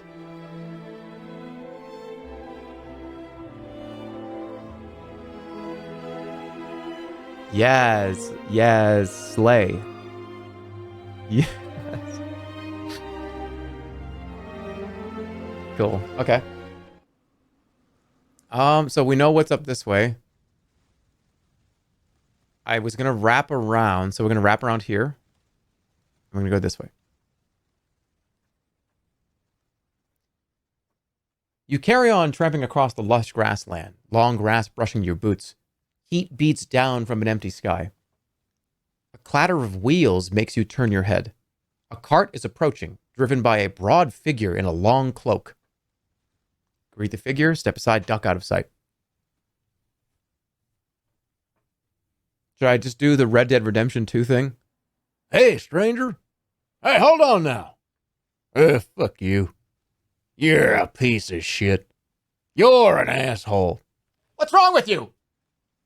Dong! Wanted.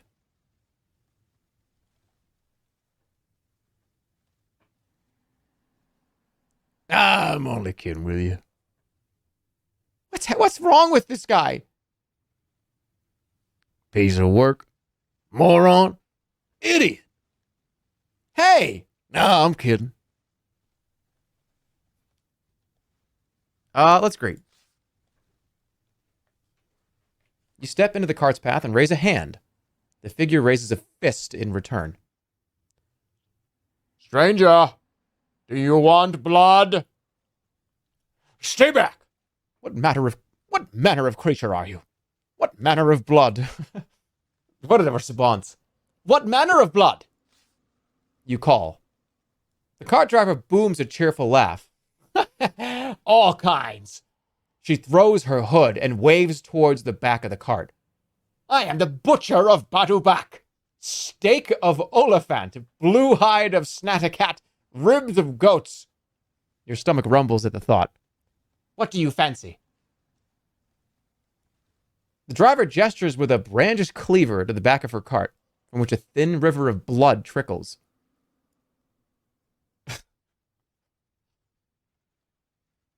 Okay. I think I can buy food. What do you recommend? She considers that for a moment. The Snatacat meat is the rarest, of course.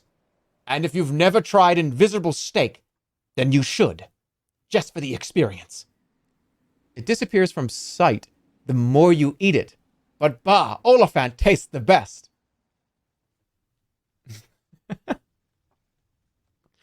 I have a lot of money. Let's buy something. I'll buy something from you.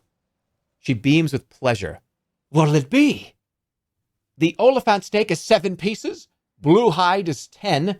The steaks are bloody and raw and will be no good without cooking.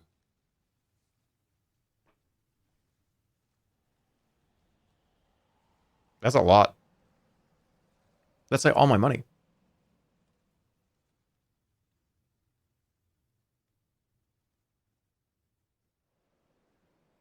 That's too much. The butcher nods sadly. Then I wish you well, traveler, but I am no charity.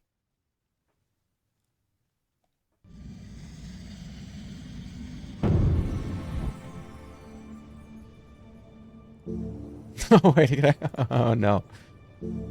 Zap the cart. Wait. Oh, yeah? Well, I'm just going to go invisible. She'll just drive by. Yap. Talk with animals. Wait, there's something in the back? Alive? Is something in the back of this alive? An animal alive?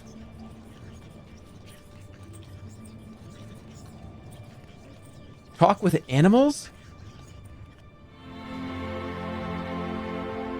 Pulling up the green wig, you put it on and cast the spell, but the spell only works on animals, so there's no effect other than the butcher looking at you in surprise. Is that supposed to distract me? It won't work. Oh, shit. It's raw meat? Hold on. Wait, go back. Rewind. I want to rewind. Trying to talk to raw meat. I don't know if there was I don't know. No, I'm going back. Okay, cool. What do you recommend? Yep. Yeah, that's too much. Okay. What else can I do?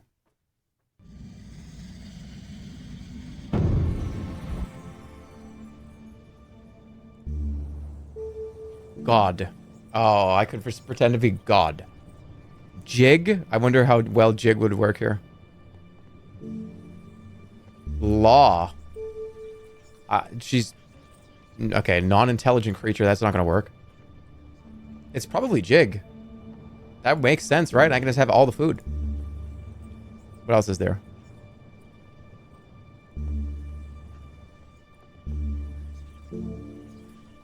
What if I go invisible? Can I just walk around and, like, take stuff?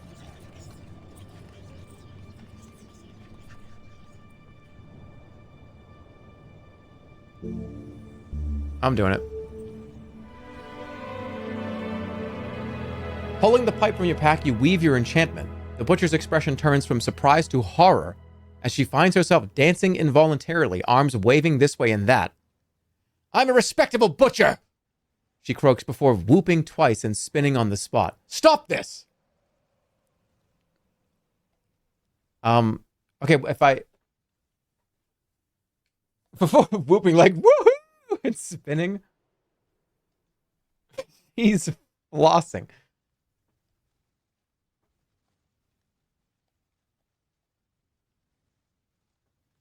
I wonder... Okay, stop. All right, see, can I get some 50% off? I feel like it's... If I stop, she's going to kill me. If she dances more, then maybe I could get some food.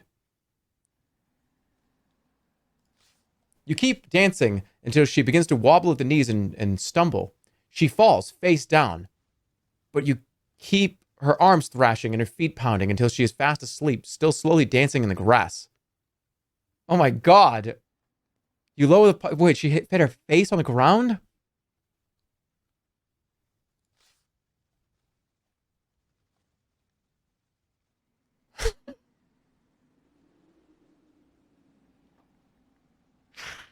You take 3 joints of raw meat from the back of the cart. It is all you can handle before your stomach begins to turn. You need to cook raw meat.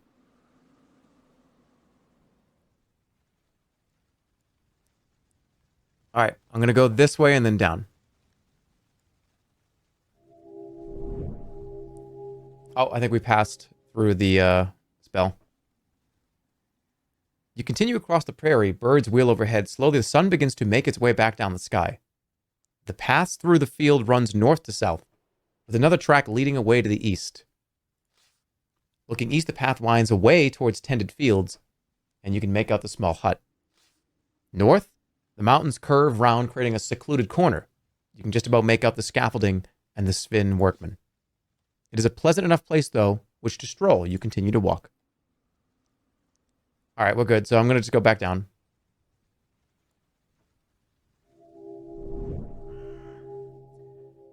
Anytime you hear that sound, that means we're changing times. You walk on across the grassland until you meet the edge of an old road. The wind picks up as the evening draws on. The route winds and wiggles as it follows the line of the towering western cliffs. You stride forward. We'll go back to the bridge.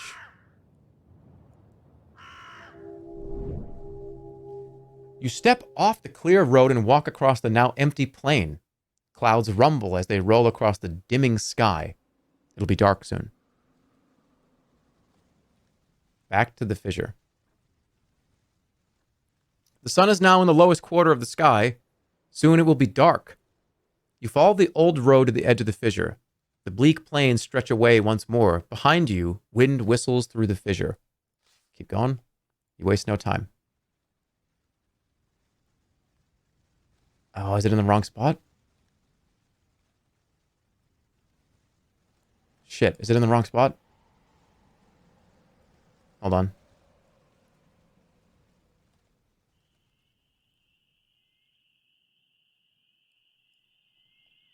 Shit. I think maybe it has to be here.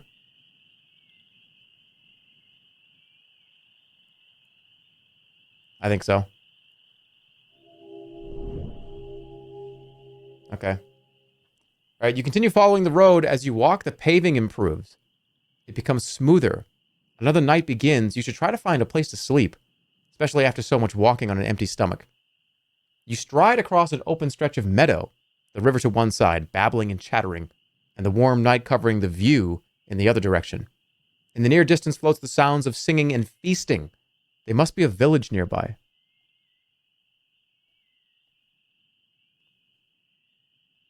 Ball Fondler wants you to put Family Guy in the top right of the screen. No. I'm sorry. I can't do that. That's literally illegal. Put like an episode of Family Guy here. Would you? I'm just gonna get claimed, and the stream's gonna get turned off. It's on YouTube for free. I think some of you guys don't understand, like, copyright rebroadcasting laws. Just because it's on YouTube doesn't mean I can stream it to Twitch. I can't do that. That's not how it works. Oh, hey, it's on YouTube, so I'll just wait. It's on YouTube, so let's just watch Family Guy. I'm gonna get shut down in a second. Ball Fondler is getting a little easy, Ball Fondler. You have been unbanned, but keep in mind your power. You waving some power around here. You got to be careful. Put Family Guy in the corner. You've got some power here, and I'm just gonna tell you that be careful here. All right, let's listen. You stop to listen to the carousing, trying to place which direction it's coming from. But with the winds tossing this way and that through the grass, it's hard to place. Night birds chatter through the sky. All right, we need to rest. Maybe I can cook the food. No, I can't. Laying your pack down on the flagstones, you try to settle despite the cold. You've not eaten today, but there's nothing you can do to fill your belly. You close your eyes and let your tiredness overtake you. You dream you are a young boy once more, lying on your back near the waterfalls of Chawberry Wood. Gentle spray dusts your face. You laugh, and a droplet lands in your open mouth. But when you wipe away your lips, you find there is a slug there. Spit it out. You spit it out, but more and more slugs appear until your mouth is thick with them, and you are gagging. And there seems nothing you can do to clear your mouth. Chew them up. Reluctantly, you begin to chew the sweet, thick slugs into a mass of flesh and slime. More slugs pour over your face and eyes, and you blink, only to find a slavering bristle beast standing over you. Its spittle is drooling into your open mouth.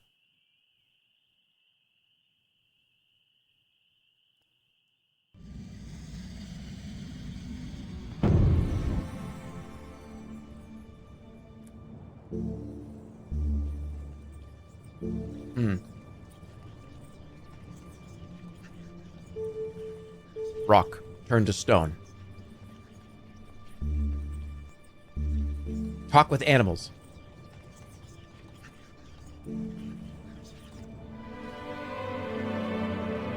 Pulling out the green wig, you put it on and cast the spell. The bristle beast's snapping jaws translate quickly into a clear language. Are you my mother? Are you my mother? Can you feed me as my mother would? I am your mother.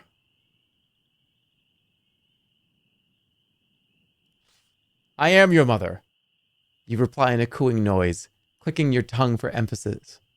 Mother! You have become so very ugly. Oh, it's been you've grown so much.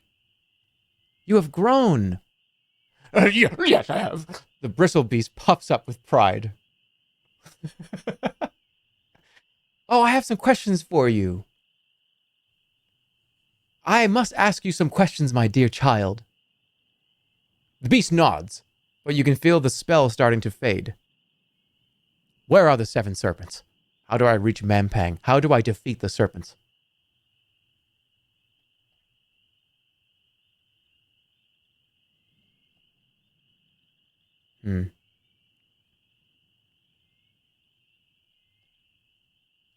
How do I defeat the serpents? How do I defeat the serpents? Eat them. The bristle beast replies. The spell fades. The creature begins to look around with confusion, trying to locate its mother's voice. In its search, it scurries away along the road. You are safe and alone once more. Oh, we can't have...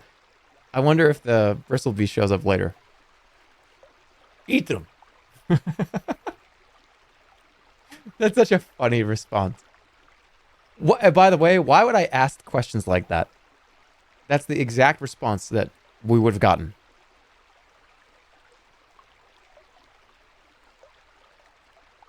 Well, we don't have to fight anything. We're safe.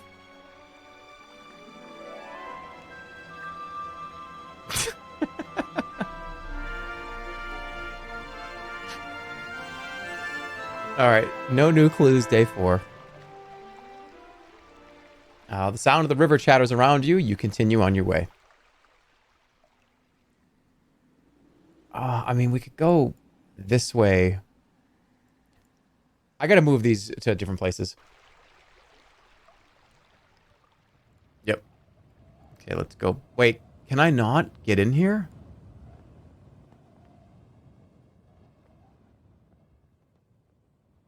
Who the fuck is Ball Fondler?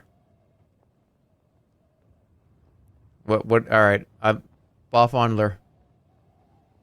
Some people are saying you're gonna get sniped again, Ball Fondler. You're gonna get banned again. What happened?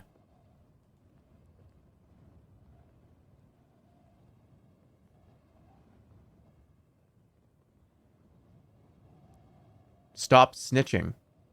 Leave him alone. What? People, like 10, 20 of you have said that in the last 2 minutes. He asked how many baseballs you can fit. Bro, that stream was 2 weeks ago.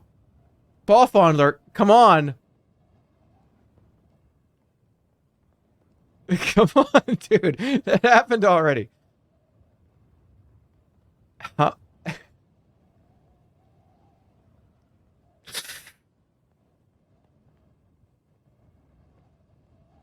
Strike 2. They said utter lies and pure deceit, I can assure you, my friend.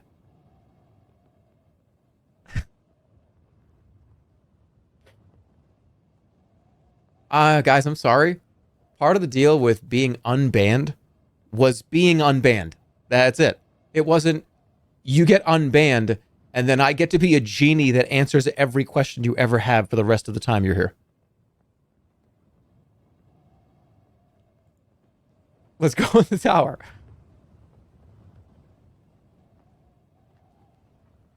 The inside of the tower is cavernous and empty, but for a stone staircase. I gotta go up. I'm gonna cut the vines. You slash again at the vines across the roof, uncovering the underside of the hatch you saw earlier from above. It is bolted shut. The sap now covers your hands and arms. It begins to cool and solidify.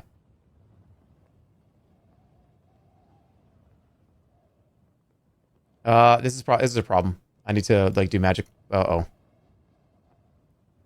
You open your arms wide to raise a spell, but before you can craft your magic, your arms set into position. Your magic fizzles away around you, and you are left like a statue. Both arms raised above your head. You are now trapped stiff, covered by a solid casing. Tip myself over. It is a drastic circumstance which calls for drastic measures. Throwing your weight to one side and then the other, you begin to tip and finally manage to overbalance, toppling off the staircase. You tumble to the floor and the amber casing around your body shatters. You are free once more. Oh, thank God.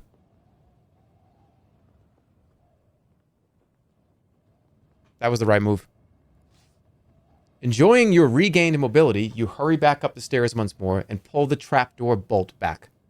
The hatch to the roof falls open, letting in a ray of sunshine. Now it's time to move on.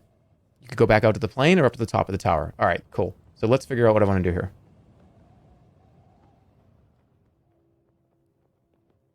Adjust the beam. So if I do this, can I go back?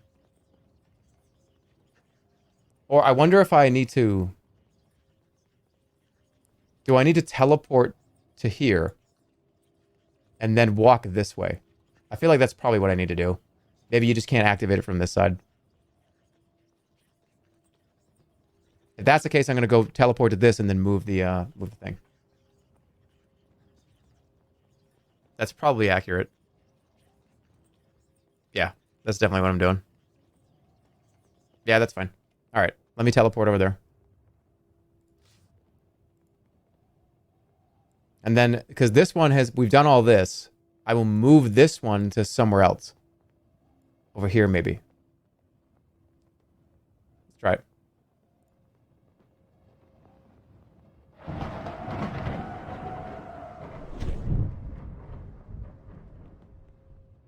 Okay, let's go.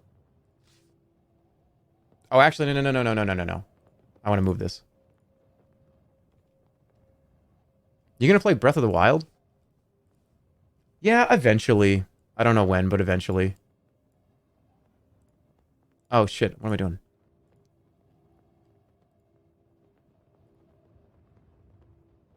The teleport mechanic is sick. It's really helpful. All right. Whoa, no, I can't. I have to keep this aimed over here. But I could do this and then all this stuff over here that I could go check this out. So where was the... This should be done now, right?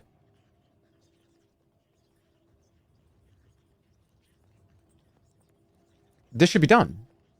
Should I go investigate it? It got destroyed. What the fuck?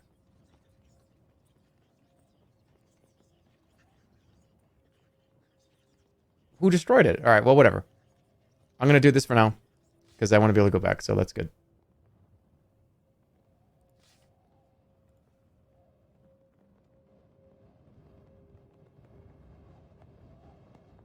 All right. So the plan is, let's check out this new stuff.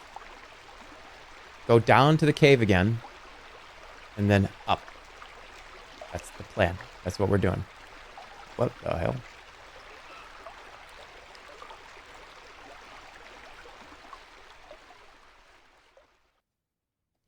You join the road. The moaning winds finger at your pack and sword. From behind you, a voice says, Excuse me. turn around.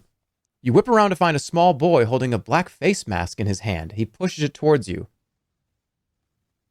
I already have one. Wait, where'd you get that?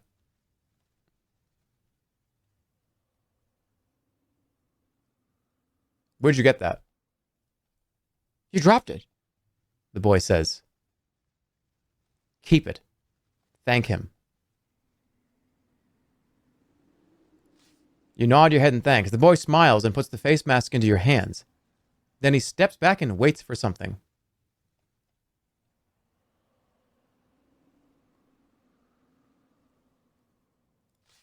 You squat down into your ankles to be more at the boy's level. He's clearly local and is likely to know a lot about the area. Where are you from? You ask the boy. Kare. But I run errands all the way to Tinpang sometimes. Enough talk. You begin to chug the blimberry in your pack as fast as you can, breaking every world record. Where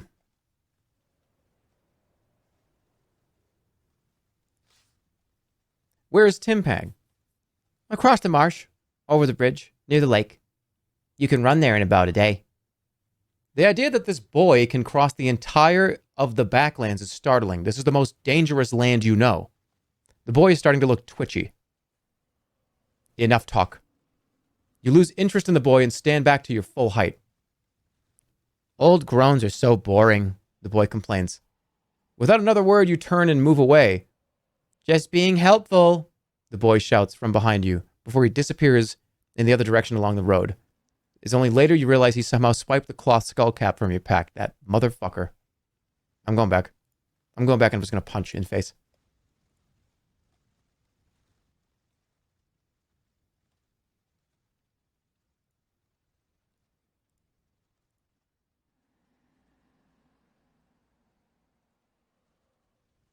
Okay. Wait. What happened? Did I rewind? Okay, here we go. Excuse me. What do I do? You made the error before. Why did you fall for it again? I don't. It's been like 5-6 years. Should I just attack? Draw sword. You draw your sword and the voice yelps. I'm not attacking you. I thought you might want this. He's holding a black face mask in his hand. He pushes it towards you. Thief! Suddenly seeing that the top of your pack is open. Not a thief, you dropped it! The boy says, looking warily, snatch it back. You snatch back the face mask. The boy lets you take it with a shrug. Then he waits for something. Move on. No!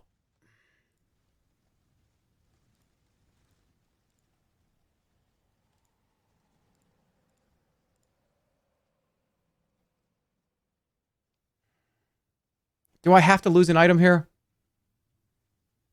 All right, what about... Okay, yeah. Where'd you get that? You dropped it. Okay, thank you.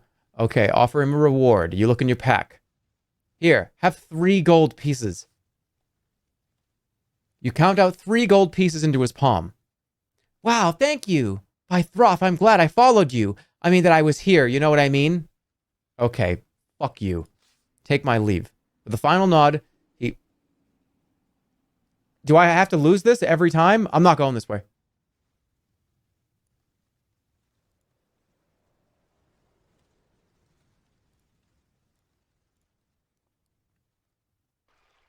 I'm not going this way. That cloth skull cap is so important. Yep, no, fuck that.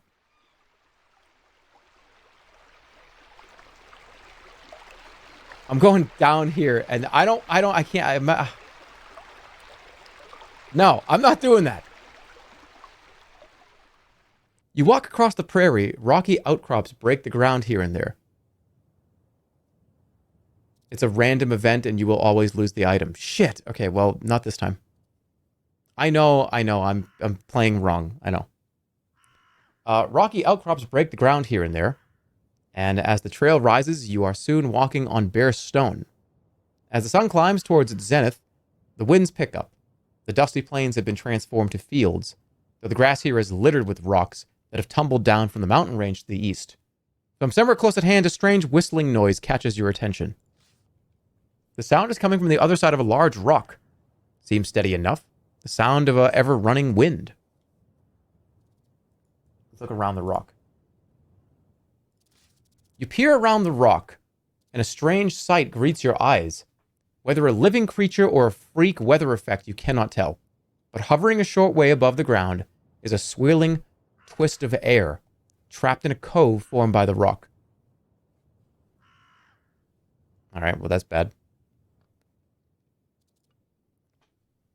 A small fly buzzes over the head of the whirlwind.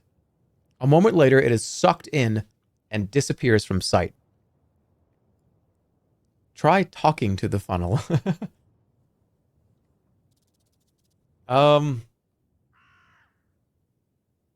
Let's talk. Greetings. What manner of pestilence are you? The whirlwind kicks a short distance up into the air, as if leaping, then settles back down again. A reaction to your voice or merely a chance movement?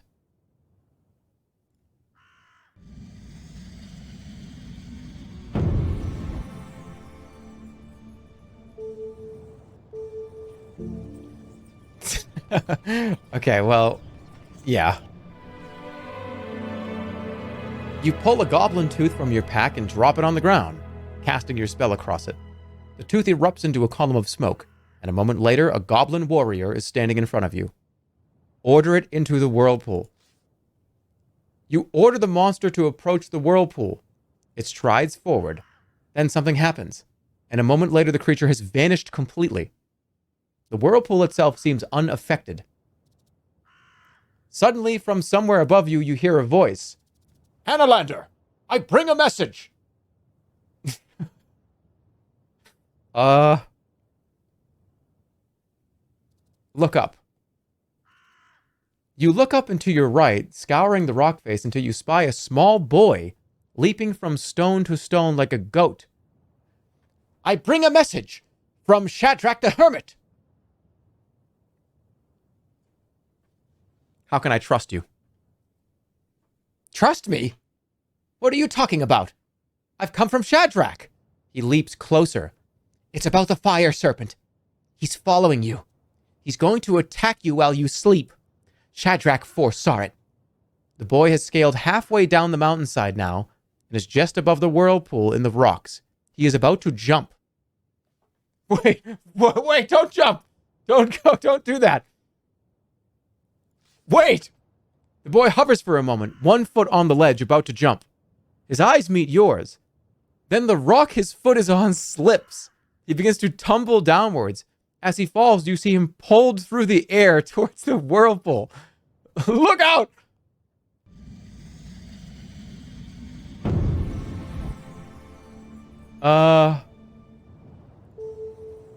Magic protection? Huff. Create wind. Wait, should I get big and grab him? Cause slowness?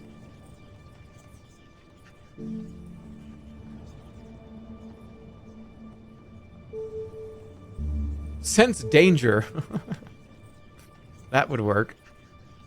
I don't have zip.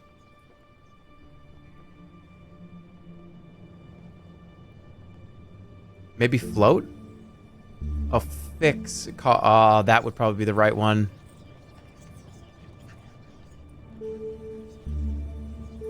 Protect from magic. I'm going to do that one.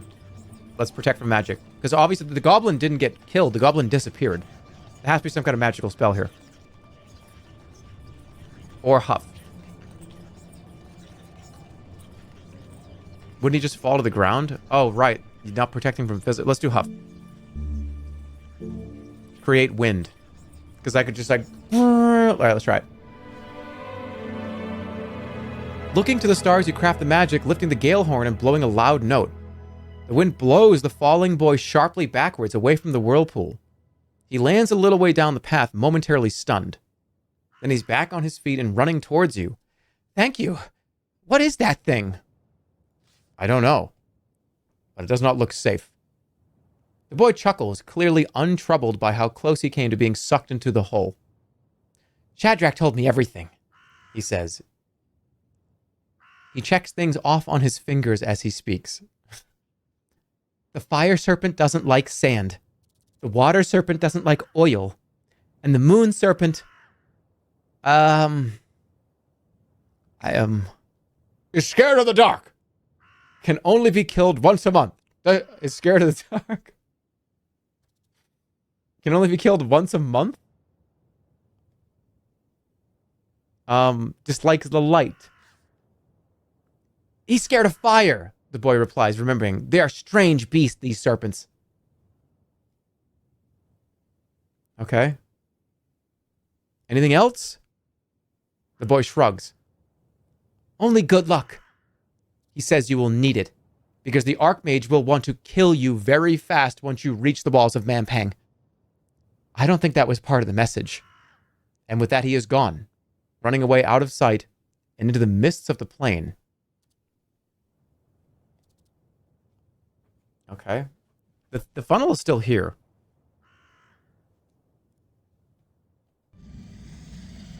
Should have let him die. I wouldn't have gotten those tips then. What are you talking about? Talk all languages. Ooh.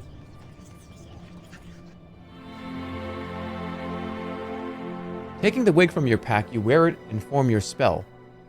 Then you attempt to talk to the whirlpool, but you get no response, and the whistling sound from within it is unchanged. You remove the wig once more, still puzzled. As you consider the whirlpool, a creature in an all-covering hood lopes into view. It is carrying something tightly in one hand, though you cannot make out what. Watch. You watch as the creature comes closer, passing with spitting distance of the whirlpool. Whatever they're holding, it looks like little more than a rock.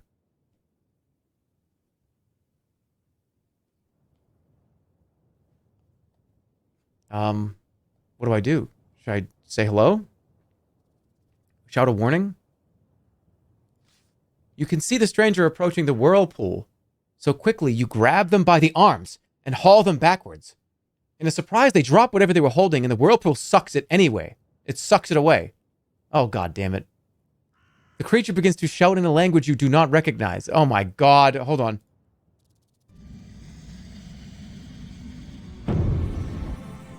Just wait, hold on. I gotta put this wig on. Wait a minute. Wait, that's not an animal? You put the wig on and go down on your hands and knees and start barking at the creature. Confused, he walks away. Oh my God. All right, yap, right? No, it's rap. Talk all languages. Removing the green wig, you pull it onto your head and complete the spell, but it seems to make no difference to the language uttered by the creature. What? An animal? Curious, unless this attempt at language is in fact simply a series of strange noises?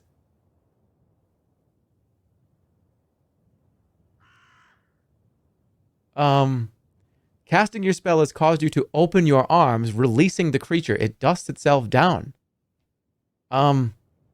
Apologize? You raise your hands in apology, demonstrating that you mean it no harm.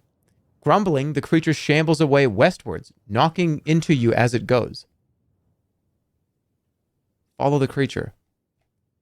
You follow the creature along the road, but you have only gone a short way when it seems to vanish from your sight into the mist. You step back to the whirlpool, decide where to go next. What?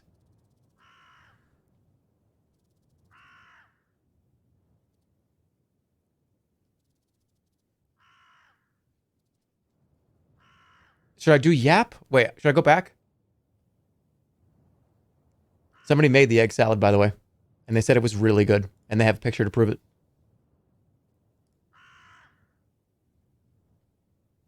Yep. Hold on.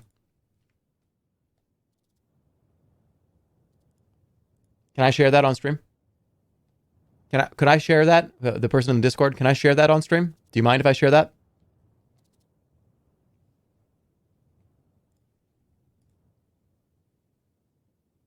Oh, they shared it in Discord already. Okay. All right. Let me critique this.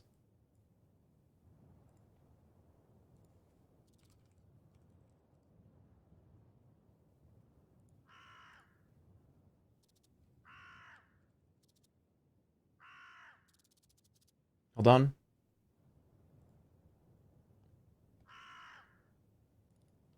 I'm gonna let me make sure this is correct.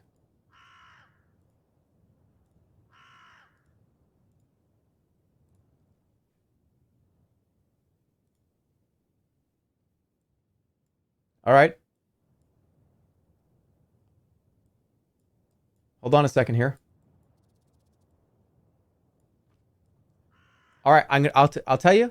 That looks okay. That looks good. Now you can make it whatever consistency you want, right? This looks like baby shit. It's egg salad. It's egg salad. Stop. They said that this is delicious. They said it's delicious. Confirmed good. Now let me tell you something. This is a little wetter for me. I would have liked it a little less mayo, just a little, by like maybe 10%. 5%, maybe 10%.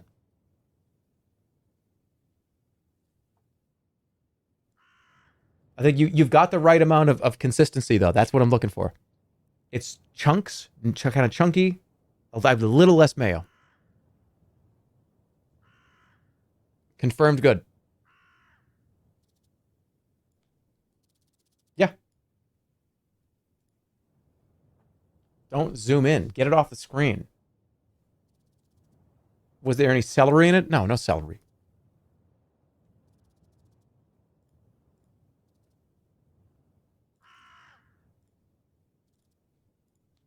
All right, where are we?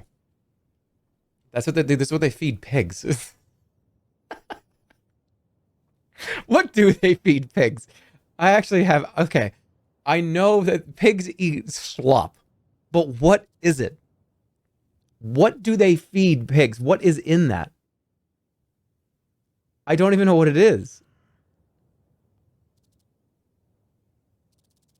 Everything. But what do you mean everything? What is it? It's vegetable slop. But you can't just say slop. It's vegetable offcuts.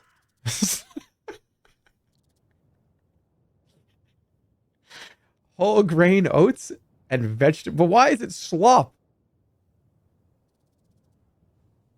When I think of chopped up vegetables, I don't think of like cement being poured, right? Why is it like that?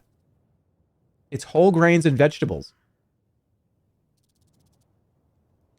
It's just compost. It's expired vegetable, meat offal, spoiled grains. Okay, I have a follow-up question. Slop is made of 12 eggs, whatever. You add water to make it edible. Oats are dry as fuck otherwise. Okay, so it's mainly oats, like oatmeal.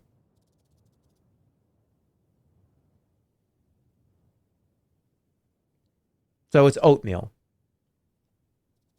Okay, I get it. So it's oatmeal with a bunch of other shit like ground up into it. All right, so is there a reason why? How come you don't feed a pig, let's say, oh yeah, you're on a diet of like fresh vegetables or something. Is there a reason? How come it's slop? Why do they eat slop? It's a slurry of stuff left over that we don't want to eat, but it's cheap. But would it be better if the pig ate better stuff, right? Why have we pigeonholed pigs into just eating slop? Does that make any sense? What would they eat in the wild? Well, yeah, but who cares? They like it.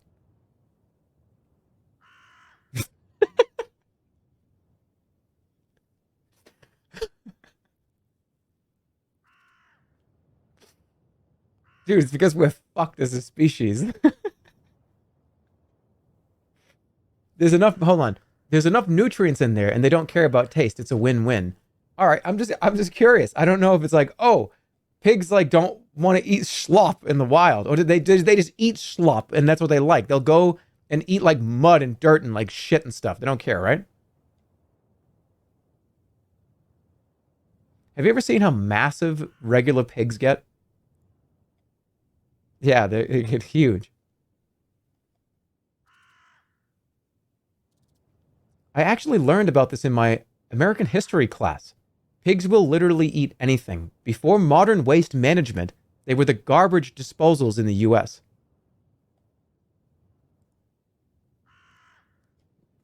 Oh my God. All right, so the whirlpool is still here. Pigs are eating Las Vegas casino leftovers and it's saving the planet. All right, so should I just walk into this? Should I send another goblin in? No, that would be a mistake. I'm gonna do... Hold on. There, this is it. Safe passage. Okay, the voice speaks into your thoughts. It tells you that the whirlwind is a rare thing. A place with only one direction. It can be entered, but it cannot be exited. And is best avoided. Interesting. It's a rare thing. I'm going in. You creep slowly closer to the thing until you are barely a sword's length away. It remains in position, spinning rapidly. From here you can make out little more about it, except that deep inside something flashes. Go in. You reach out a hand above the top of the whirlwind. The force it exerts downwards is quite strange. Then suddenly, without warning, it gets stronger. The sound coming from the thing increases in pitch dramatically. Should I pray? Let's pray to the ape. You close your eyes and raise a prayer to the ape. Has your request been heard? You wait to see what will happen. The force on your hand is getting significantly stronger. I don't know. You look to the heavens, hoping to find a spell, but when you try to pull your hand back to begin casting, you find you cannot move. It is too strongly held in place above the whirlwind. A moment later, the force has tugged your arm down inside the whirlwind. From there, you cannot save yourself. You are trapped inside. And whatever happens there is so quick that you lose consciousness before you understand it. Oh. The ape didn't even do anything.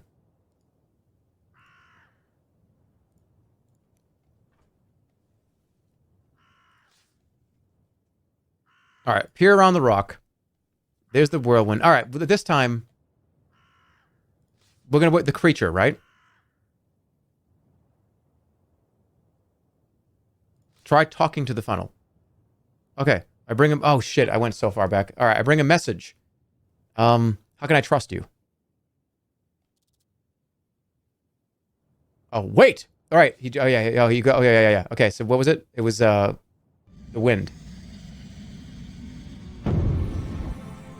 These old adventure books are so bullshit. Like, you forgot to investigate a kitchen and didn't pick up the garlic, so you die to a vampire 5 hours later. That's true. That's funny.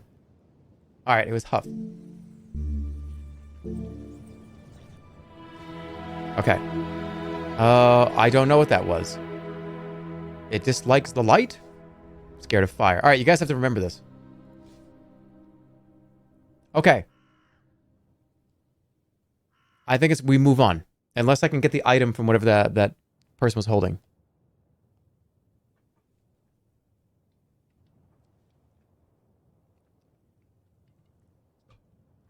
Or should I'm going to leave. I'm going to die again.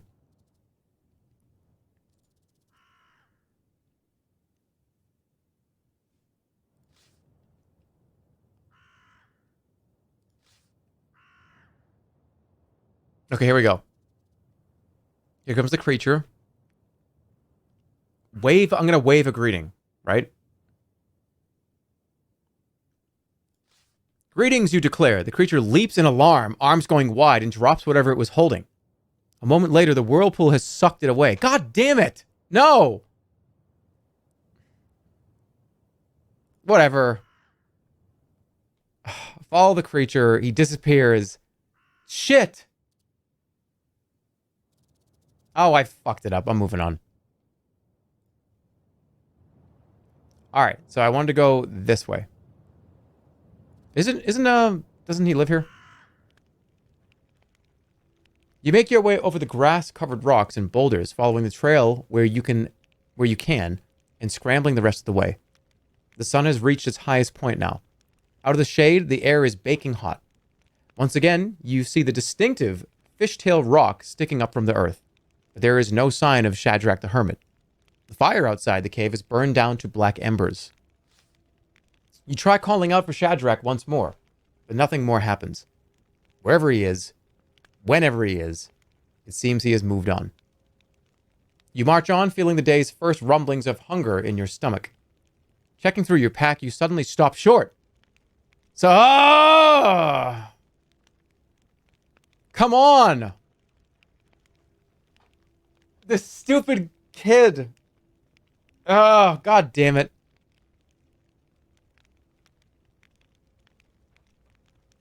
I don't think I can do anything here.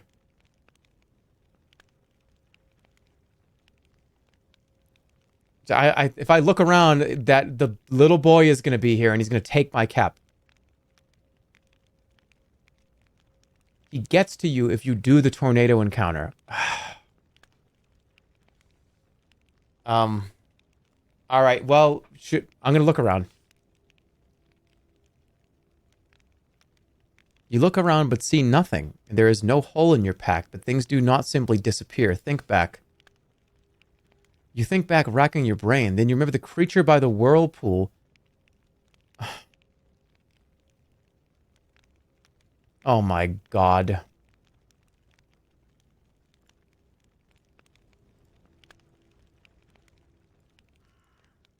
No, it's too far, man. It is. It's too far. I fucked it up. It's way too far. Revenge will be mine. Lifting your voice to the ape, you vow revenge should you ever encounter the hooded creature again.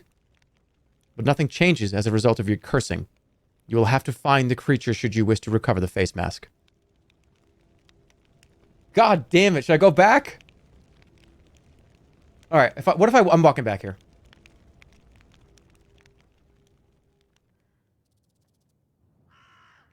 You are back at the pool of whirling air.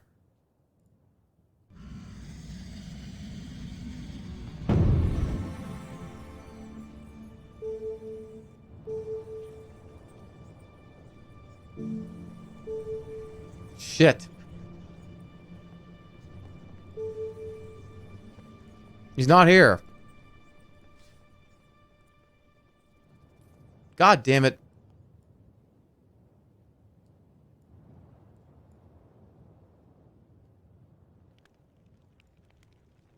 Okay. I wanted to go around here. I wanted to go back here. Do we check the tree?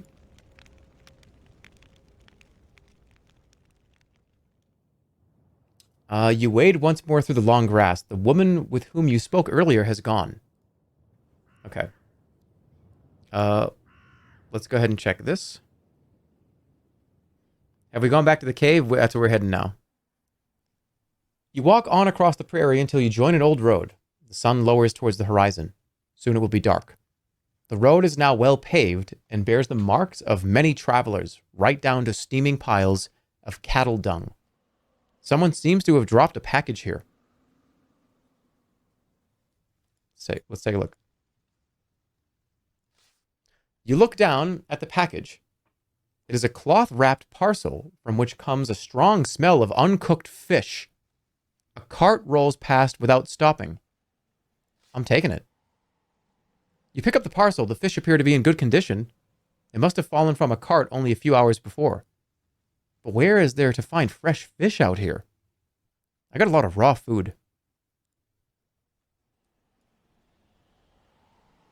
Alright, I need to go this way.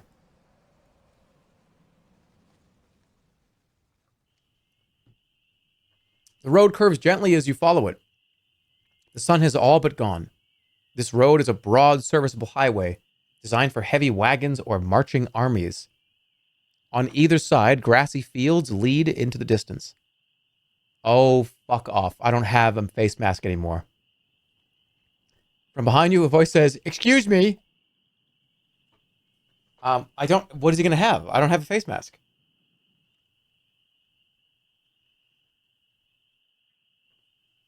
If I ignore it, does that matter? Can I just leave?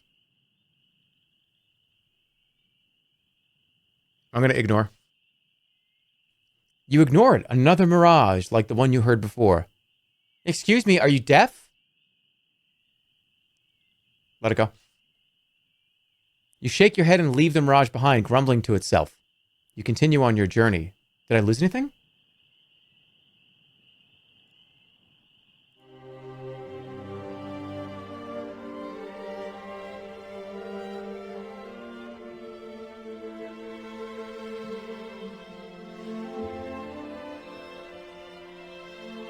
Where's my skull cap? Fuck. Where's my skull cap?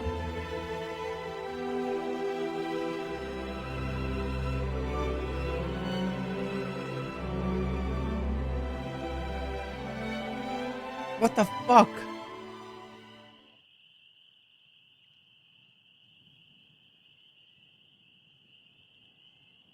I don't think I can stop this. Draw my sword. He's holding a cloth skull cap in his hand. He pushes it towards you. Okay, where did you get that? You dropped it. Okay. Thank you. He puts the skull cap into your hands. Then okay. Goodbye. Thank you. I appreciate it. And he took the sun jewel.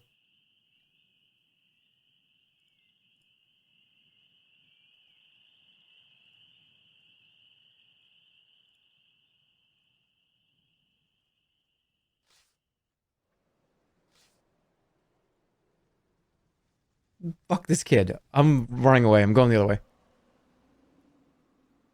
You follow the road back to the edge of the cliff. Clouds begin to tumble across the darkening sky. The cliff face is covered in eyes, and you freeze. Then you realize that they are the eyes of stone icons, carved from the rock face itself, clustered as tightly as barnacles on a rock. A few coins lie at the base of the cliff. Look at the icons. The icons are each about the size of a small dog and are carved wherever they could be made to fit. Some taking advantage of natural colors in the rocks, buttresses and points. Each is subtly different, and though they are stylized, they are clearly intended to be human. You look at the scattered coins. They are in an eclectic mixture of metals and currencies. Many are discolored from their time on the ground. It is astonishing they have not been taken already. You spy 2 or 3 gold pieces in among them. A woman approaches across the grass from the road. She looks familiar from somewhere, but you can't place it. She nods to you, then stops at the cliff face to look at the icons. Greetings. You raise a hand in greeting. The woman smiles a little shyly, but does not say anything. She opens her bag and, calm as anything, takes out a hammer. That's a threat. Watch what she does. You watch the woman. She turns her attention to the cliff, choosing a clear spot within reach. She pulls out a chisel and begins to splinter away at the rock. See what she carves. Slowly, the carving takes shape. Another icon, with largest eyes and squat bent legs. She performs the carving very quickly. Perhaps she has carved several of these before. Faster than you expected, she is finished. The new icon sits in a cluster of other icons and already looks as though it has always been there. She steps back, putting the chisel away, clearly pleased with her work. What is this icon for? You ask. The woman smiles, and you realize the brimming with happiness that she is showing. She raises her arms in cradling gestures and smiles. Then she points at the icon. Then, with a hand raised, she turns and hurries away across the grass. You're alone once more, facing the hundreds of curious icons, plus one in the ancient cliff face. If I take the coins, I'm going to anger the gods.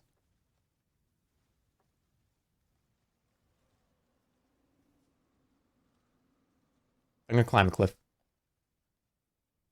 You try climbing the cliff face, but despite the carved icons providing grips, they have not been designed for the purpose, and they are spread too far apart, or clustered uselessly close together.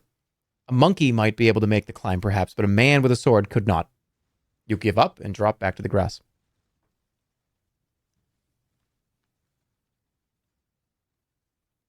just take the coins. They're probably here for a reason. They have to be here for a reason. This is such bait. This is RPG bait. Sorry, we're not falling for RPG bait.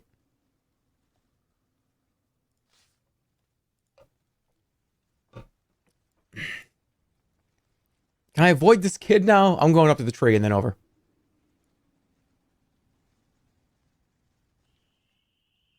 Yep, I'm going to sleep here. This kid will not be here in the morning. You walk away from the cliff across the grassland. Night falls. You need to rest, especially after traveling all day without food. Yeah. You set yourself down on the plain. Sorry, there is no tree trunk to rest your back against. You have eaten what? You set yourself down on the plain. Sorry, there is no tree trunk to rest your back against. Why not? You've eaten nothing, but your pack is empty. You lie back and try to forget your troubles. Your dreams quickly become nightmares. There's a rope around your neck, growing tighter. The king of Analand stands before you, cursing you for your failure. You were sent for the crown, but instead you wandered the wilderness like a fool. Explain. You open your mouth to explain, but you cannot speak. You cannot even find words to breathe. Claw at the rope.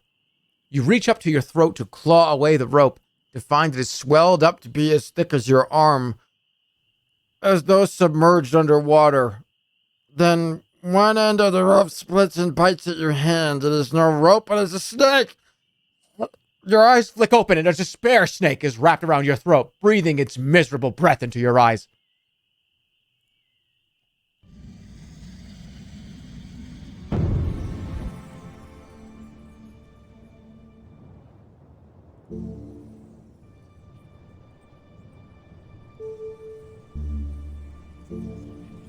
Summon replica creature. Oh, let me read your mind while you fucking choke me to death.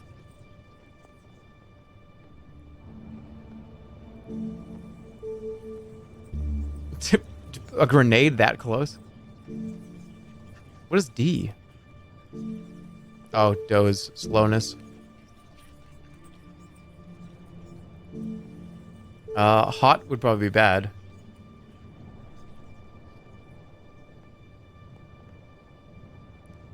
I'm gonna say it's probably...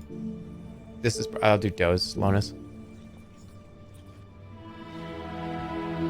You move the starlight into order around you, and the moment the spell takes effect, the serpent begins to slow down to a fraction of its previous speed. You draw your sword, the snake leaps back from you, baring its fangs. Alright, that was huge. Let's go full blast. 5.5. It's alright, I can do another full blast, it's fine, I'll win.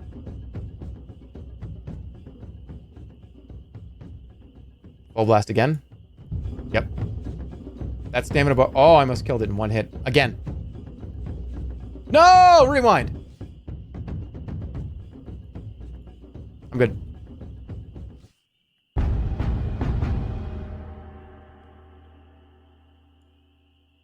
Am I okay?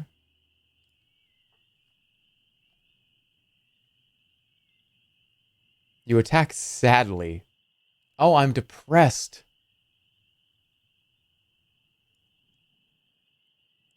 You feel somewhat saddened by the idea of conflict. You swing out wildly, not really expecting to chop the creature in two as it tries to ease itself away. You get a passing cut. The despair snake is retreating, of course, but you manage to more or less keep pace. You swipe at the air with your sword. For what good it will do. Your blow hits home, cutting into the soft flesh of the useless snake's exposed neck. The despair snake is moving more like a slug now. You can't help feeling it seems quite pathetic. Then the despair snake is oozing across the rocks towards you with an unstoppable fixation.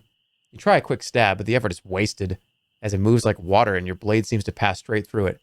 It knocks you backwards, your head spins. Your head is spinning, and the sweat is pouring down your face. You must look awful. Oh, it's pathetic, really, but it's all you have. Alright, you feel much better. That's funny. You gasp with relief, the cold night closes in over you, and you try to sleep. You found 3 new clues.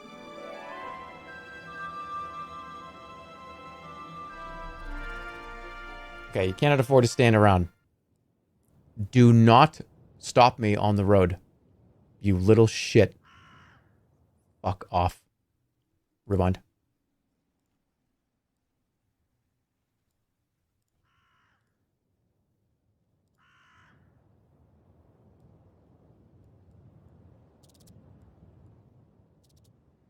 No, he's following me around. He's following me around. Whatever. Would I rather have the skull cap for Tell, or would I rather have the sun jewel?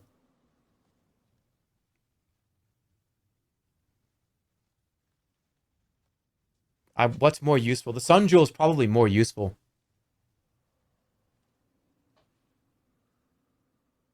I don't know. The skull cap is reading minds.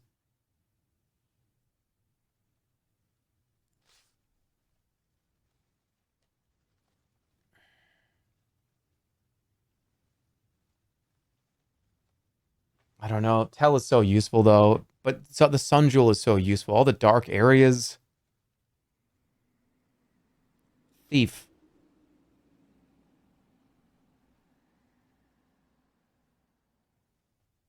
Snatch it back. Talk to him.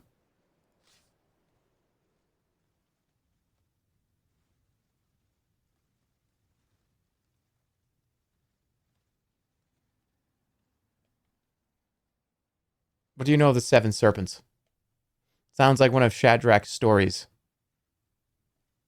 So you know Shadrach? Of course I do.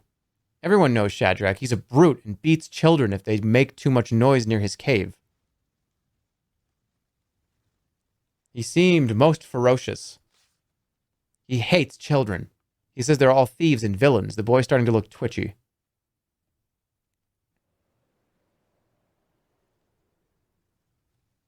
How do I cross Lake Iklala? You can get a ride on a fishing boat if you don't mind dawdling while they catch their fish. The boy hops on one foot. Where are you from? Kare, okay. I have to go now. I really have to go. Where? Why? I'm in a hurry, he answers. Oh, god damn it. Whatever. I lost the sun jewel, but fuck it. Whatever. That's it. It's gone. It's gone. Nothing I can do about it. Whatever.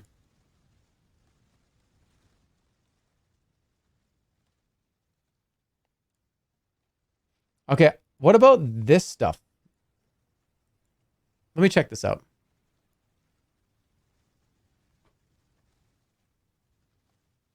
You continue across the grassland, falling into an easy stride. The sun continues to climb the steep sky. The fields of grass are pleasant here. In the cool shade of the cliff face, you could pause and rest if you wanted to. Okay, you stretch out on the ground. The very earth itself feels warm, and it soothes your tired muscles. The sun is hot now. A little bit longer. You sit a while longer in the grass, watching the clouds move overhead. Then quite suddenly, something hot erupts from beneath you and scalds your back. Oh, come on. You've been lying across the blowhole of a steam vent.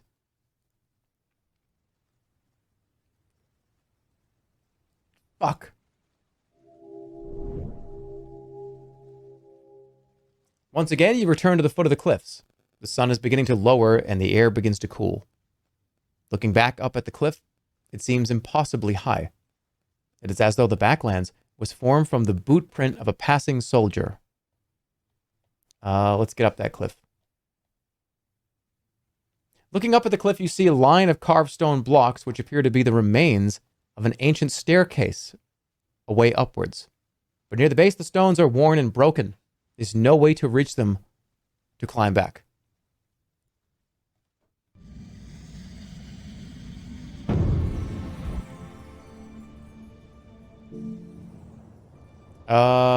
Probably float, right? Or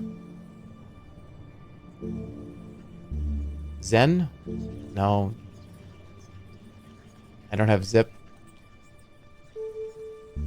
No. How do I get up here?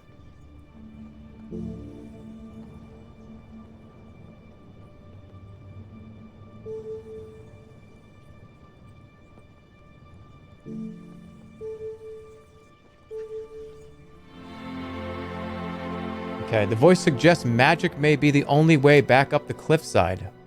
Really? I don't think I have anything.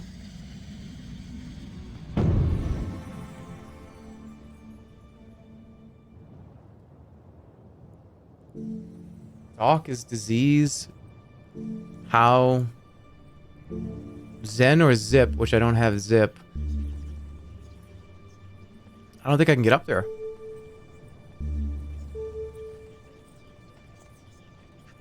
That's unfortunate. I mean, I guess I can follow the... No, shit. The items stolen by the boy can sometimes be found in the holes full of steam from the game's first area. Well, I was just there.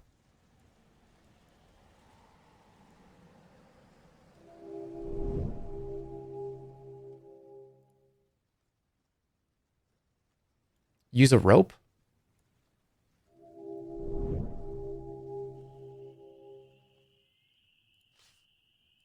What about here? Can I do it? Stop it. Can I go from the cliffside? You walk along the base of the cliff. Darkness closes in. You should find a suitable spot to sleep, especially after so long walking with an empty belly. Behind you, the rock rises almost sheer into the sky. In the darkness, you can make out little of the trail ahead. Wandering away into the dark would be a dangerous move. Oh, it's in the other arrow. Okay. Check provisions. You have no food in your pack, and the plains out here are desolate and largely unoccupied. You will have to move as quickly as possible if you were to avoid starvation. Shit. Shit, I can't get up there.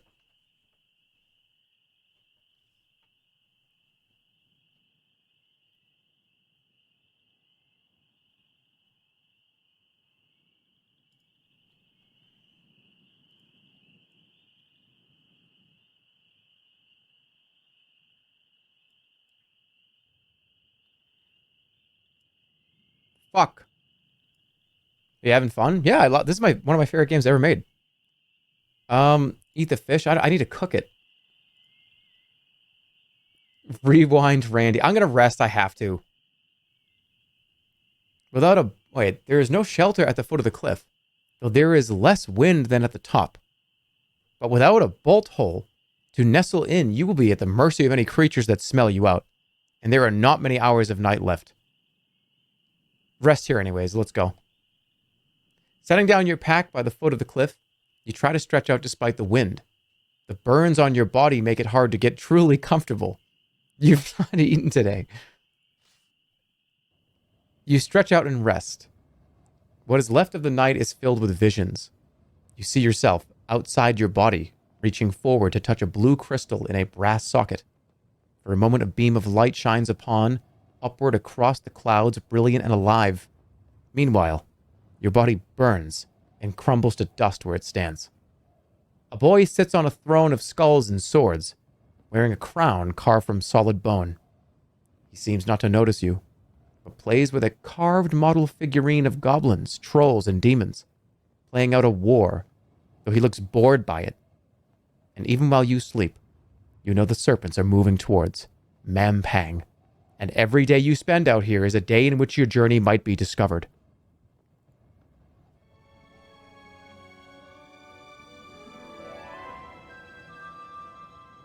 Okay. Morning comes, you rise, brush the dust from your cloak, and look about you. The great cliff rises up into the sky, unclimbable, and looking ready to topple at any moment. Okay. All right. So I can't get back up here. So I got to get back up here and do this in the present. Because we did pretty much all of this in the past and present, besides over here. Which maybe we'll do that later. Or maybe not. And then all this over here was done in the past. So I want to go up here and do this in the present.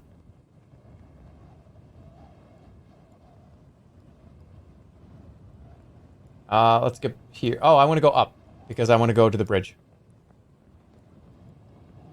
Rewind and erase the days of pointless wandering. That would be cheating.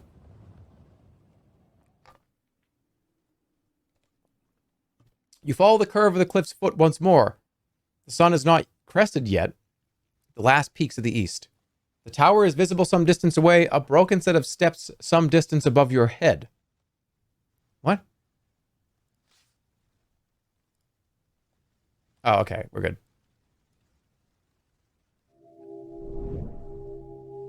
You leave the shadow of the cliff once more. The moaning winds finger at your pack. Okay, we're here. We did this already. So I'm going to go to the bridge now. Oh, wait a minute. This thing in the past. I want to see this. You walk on across the prairie until you meet the edge of an old road. It is very warm now. You begin to sweat under your pack. The road begins to trace the course of a nearby river which leaps with fish and birds. You pass a large stone totem. Look at the totem. The totem depicts a short, toothy creature with no hair and with several ringed earrings in one lobe. Not a god, but a god or a goddess, helper creature. The type that steals through your window to murder you, should the powers above dictate it. It leers at you with two wide eyes above pursed lips. Touch the eyes or touch the lips? Touch the eyes. You brush your fingers over the eyes. There is no click, no sting, no sense of energy. Perhaps this totem truly is merely made of stone. The totem's eyes seem to glint a little. Touch the lips. You pause, remembering the ritual of Korga and the terrible price of incorrect worship. What if this totem is a trap? The mouth is slightly open. There is a darkness inside. The lips feel slightly sticky to the touch. Kiss the totem. You lean down and kiss the totem on the lips. There is a quiet click, and you feel a sting at the back of your throat. You begin to hack and wheeze, hoping to get whatever has entered your mouth back out. And after a few moments, a bee flies out. Then a second bee flies out from the totem's mouth, followed by 2 or 3 more. They disappear up into the air and away towards the south, where you can see a field of flowers. You gasp with relief. The bee in your mouth did not even sting you. Put the pipe in the totem's mouth? What pipe?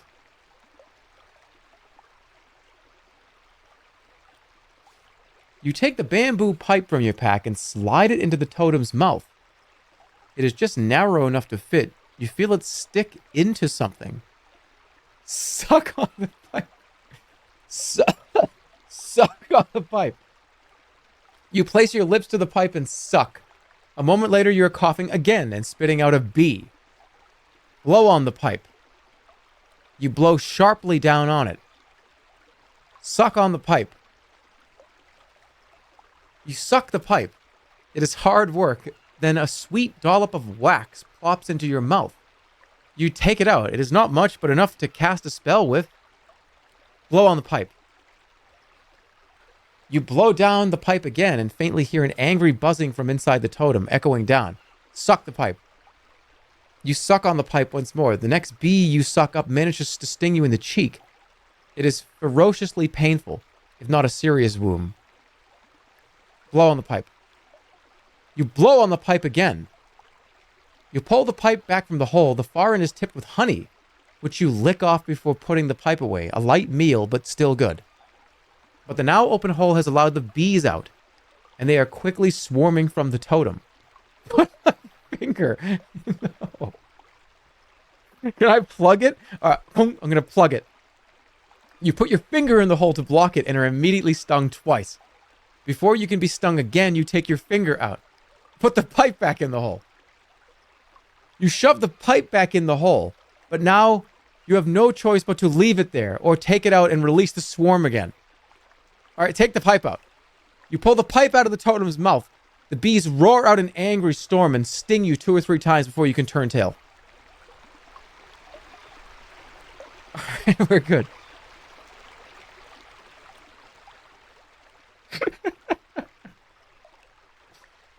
Hey, I got a meal. The road meets the riverbank. The mid-afternoon heat fills the landscape. You're met by a cheering sight. Where once this spot held the ruined foot of an ancient bridge, now a majestic stone arch rises high into the air as it crosses the river. A way across. Let's get some water. You lean out into the river and fill up the gourd. The rushing water sprays on your boots. Okay. You gaze up at the impressive stone bridge. The craftsmanship is incredible. The whole thing seems to have been carved from a single colossal block of stone, perhaps from the cliff face behind itself, and then lowered perfectly into place across the fissure. What manner of creature would be capable of such a feat? Climb up the bridge. You haul your way up the first few steps of the bridge until you're standing above the water. The spray throws rainbows in the sunlight across the endless grass plains on either side. You can see for miles in either direction. The tower to the east and the grassy plains ahead. For the briefest moment, the nose of a narwhal appears above the surface of the river. Then it is gone, dragged away by the current. Looking north across the plains, you see barren waste once more. In the far distance, a group of horses are steaming across the plain at wild speed, their riders thrown from side to side. Then, in a cloud of dust, they are gone once more. Okay. Easy enough. Each step of the bridge would require effort to climb, otherwise the road leads away, well paved, to the east. Okay, so let's cross the bridge.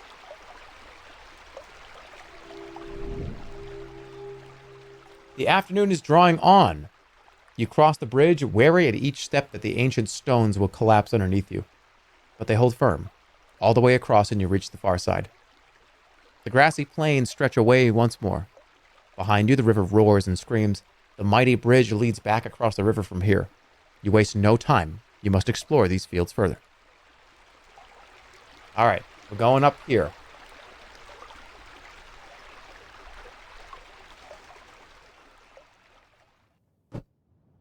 You walk for half an hour across the fertile grassland. The sun begins to dip, heading towards the horizon. The road is solid flag-stoned track. Not grand, but serviceable enough.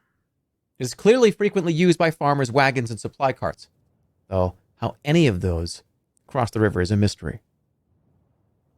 Okay. The road curves eastwards towards the stone tower. The smaller track winds north between clumps of trees. That's the river. We already know what that is. So we're going up here.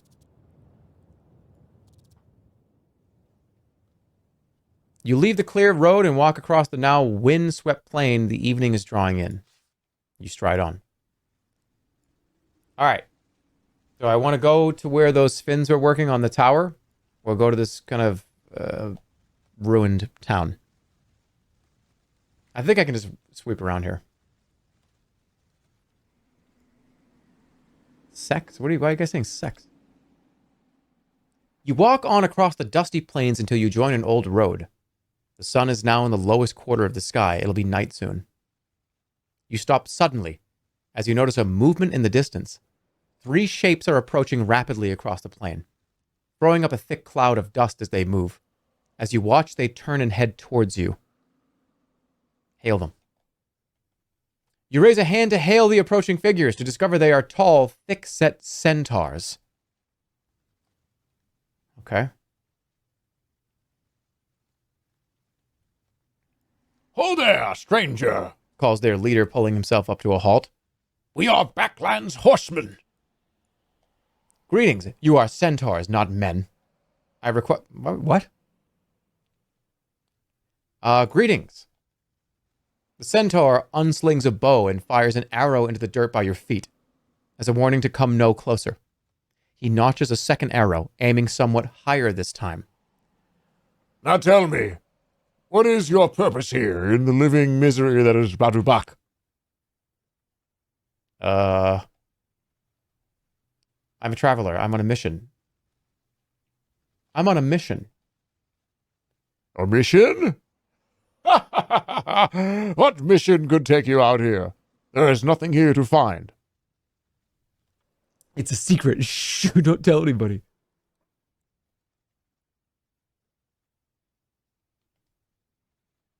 These planes seem busy enough.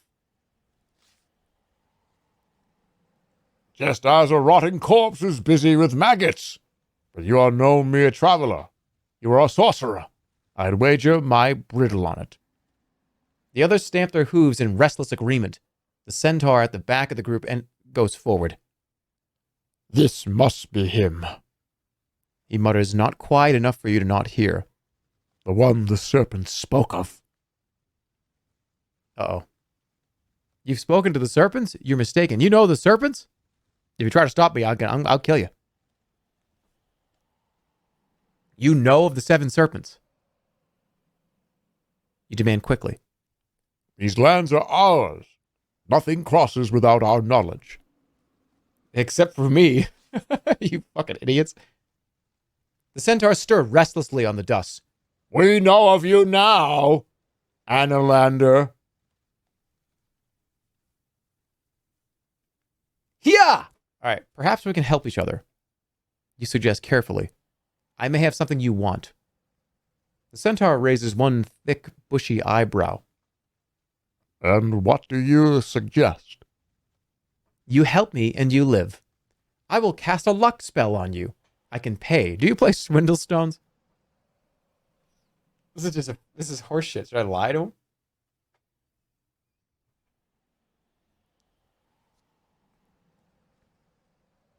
Do you play Swindle Stones? Oh, no. I know the people of Kare are happy to lose their homes to that game. But I will not. I will cast a luck spell on you. A luck spell? You have clearly piqued his interest. And what do you want from us in return?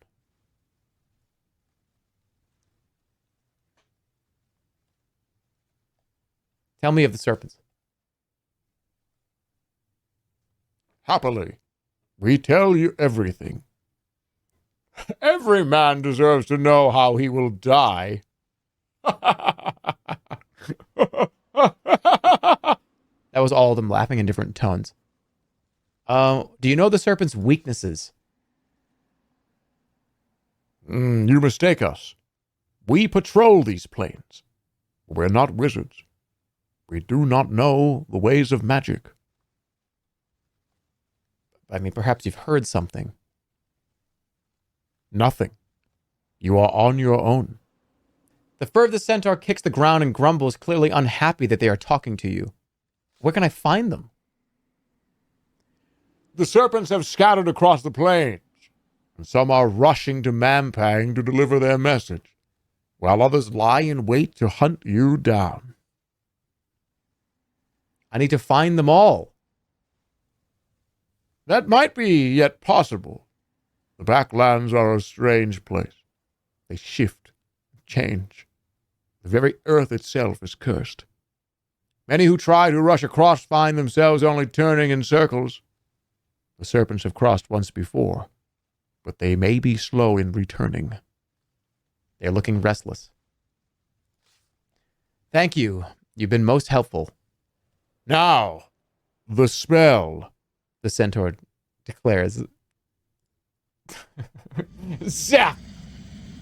Yeah, I got your luck spell for you.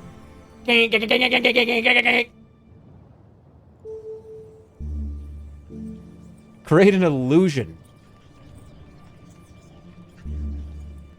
Gum? Create glue?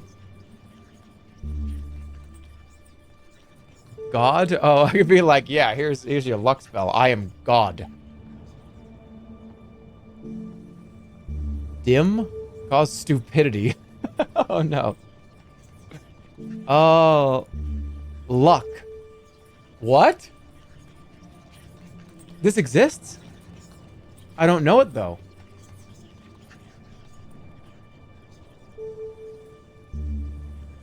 Quicksand? Oh, that's so evil. I don't know it. I don't know it. I don't actually know it. I don't think I can cast it unless I actually comprehend it, right? Can I cast it? I thought you had to comprehend it to cast it. Try it?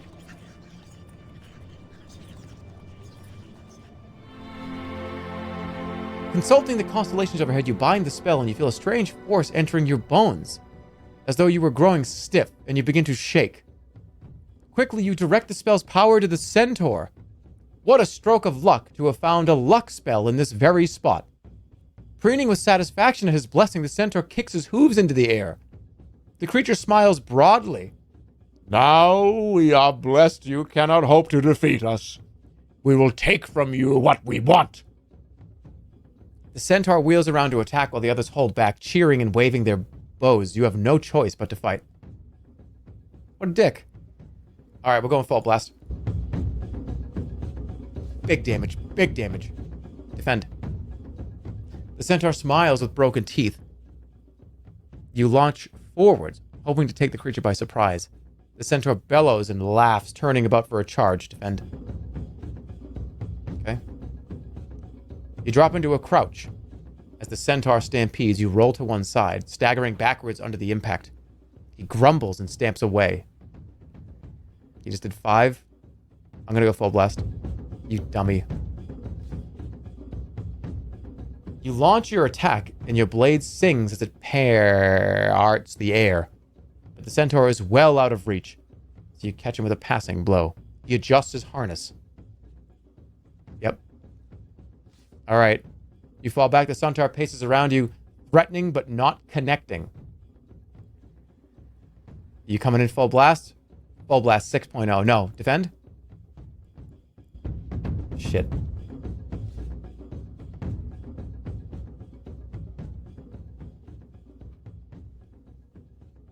An opening appears and you bring your blade in heavily, but the centaur is racing back, so you do little more than scratch his side.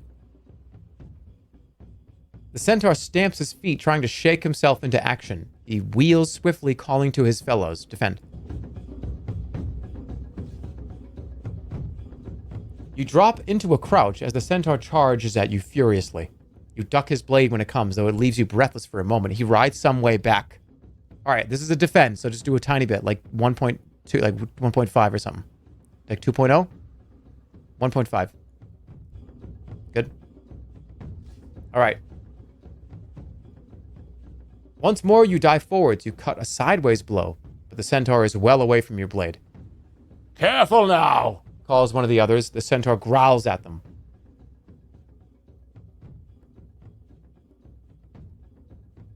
This is going to be another low one, right? 3? Or full blast? Dead. You take advantage of the centaur's aggravation to press forward, and your sword moves like lightning. The centaur gives a great cry and falls to the ground in a huge plume of dust. Oh, man. The second centaur stampedes forward. Oh, shit. I gotta do this right. Stampedes forward. I'm thinking full blast. 9. Oh!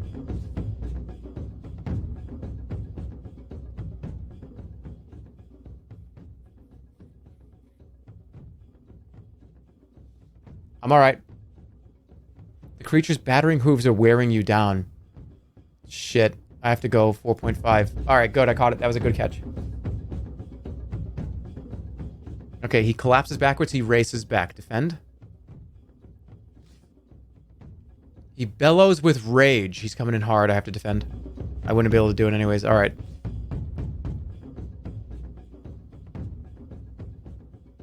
You breathe a sigh of relief. He draws his bow so fast, he all but fumbles an arrow.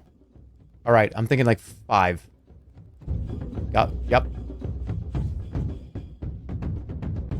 A chance opens up, swinging up from the low crouch. You strike for the beast's thick neck, cutting into his flank. You'll die here. I think he's coming full blast again.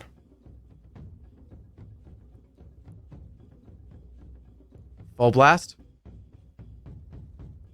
He has 10 stamina. He just used 3 point... Okay, I'm doing it. Full blast. He screamed, "You'll die here."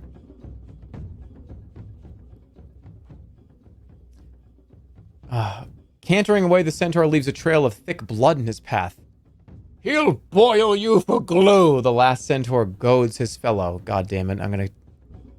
Oh my god. He's gonna charge in now. I'm dead. I'm dead. Well, fuck. Whatever. Alright, he came in full blast with 10.0. I can't do anything about that. I have to take this hit. Alright, so now you got nothing. I can do like 1.2. What the fuck are you talking about? What? Kill me. Just kill me, kill me, kill me. Just kill me. Just kill me, kill me, kill me, kill me. Kill me already. Just kill me already. What the hell? Why am I winning? Wait, hold on. Stop. I'm winning.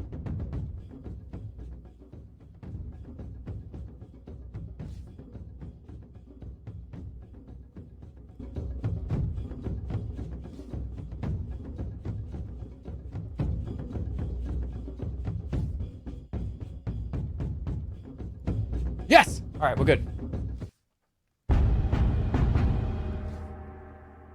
The last of the centaurs looks at you, eyes filled with fear. He circles around you, trying to stay clear of your sword. Spare him. Keep your life, you declare. The creature nods quickly and then wheels around and races away. The plains fall silent. The two dead centaurs are bleeding quietly into the sand. The arrow fired by the centaur into the dirt is still here. Why spare? Because I was going to die, and I was afraid to lose the next fight. You tug the arrow from the dirt. The shaft is as thick as your finger. The metal tip the size of a whetstone. You slide it into your pack as a souvenir. There's no use letting their corpses go to waste. The sands will cover them and their belongings all too quickly. Rifling through their saddlebags, you uncover 4 gold pieces, a pouch of brown sand, and a sun jewel. Got the sun jewel back. Hell yeah. Thank God. You take the jewel and slip it into your pack. Then you leave the corpses for the dust and turn your back. You continue on your way. I'm kind of I might just do this. Yeah. Pray for healing. The ape doesn't really help that much. It's good for a heal, though. All right. Let's go up here to where the spins were working.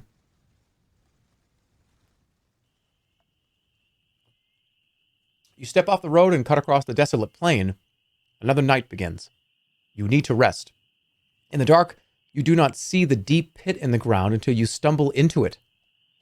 What?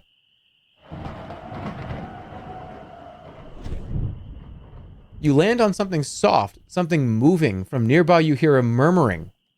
Oh, God.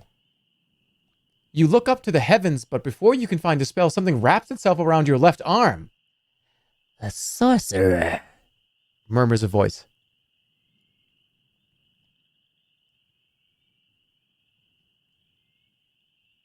As your eyes adjust to the dark, you see you are not alone in the pit.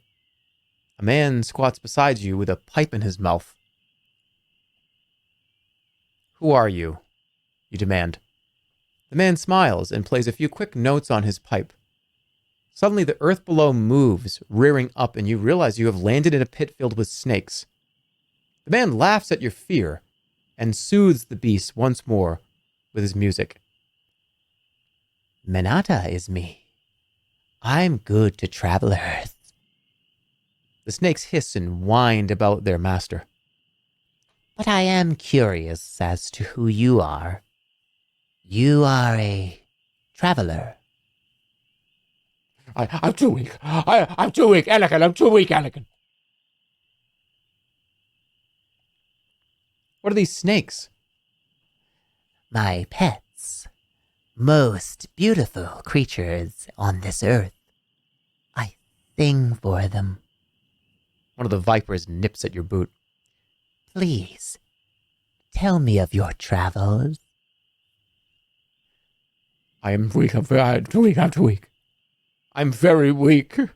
I'm very weak. He nods. Then rest. I will play for you. And he begins to pipe a tune. In your current state, you cannot resist it. Your eyes fall closed, and you begin to sleep. though as your eyes close, you realize your body is moving in time to the music, winding and curving around the base of the pit. You dream you are sliding through long towers made of a green metal that parts as you move through. An ocean of blue shines overhead, bright, brittle. A long tongue flickers from your mouth. Your body feels infinitely long, and your toes too far away to feel. Slowly you struggle awake. You are curled up around the snake charmer's feet, amongst all his snakes. But your belly feels full, and you are well rested. My pretty, feeling better now? Ah. What did you do? He chuckles and knocks his pipe against his cheek. You have any food? I do not. My snakes catch the food and we share. The snake charmer tips his head to one side and closes his eyes for a moment, as though listening to something. I have said enough. Leave us. Kill the snake charmer. Ask another question.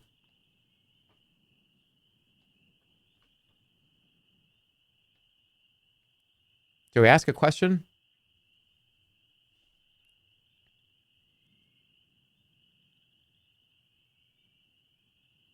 Don't risk it. Just get out. I'm just going to get out. You clearly will get nothing out of the snake charmer and scramble up out of the pit.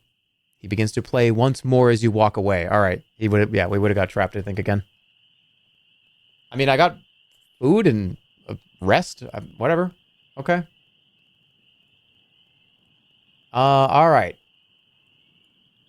I do want to see what's happening down here.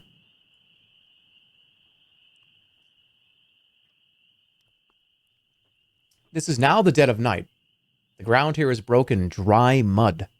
Deep cracks and uneven surfaces make it slow going to walk across. Let's look. The deep fissures and layers of the mud catch your eye. It is as though the whole plain had been held high in the air and dropped. It must have been very fertile land once. In a few cracks, thick clumps of grass still manage to grow. You swing your foot through one, and it hits something quite solid. Kick harder. You kick the obstacle, whatever it is, and hear a definite, oddly sickening crunch. Do I just stomp on something? Inside a particularly thick clump of grass, you spy something dry, gray, and round. Clear the grass. You begin to part the grass and reveal a familiar shape. A human skull. Its upper jaw set into the soil. It is almost lost beneath the thick grass that grows from the top of the skull. Is this our friend? I don't think it's our friend. Because we freed our friend. Let's look at it.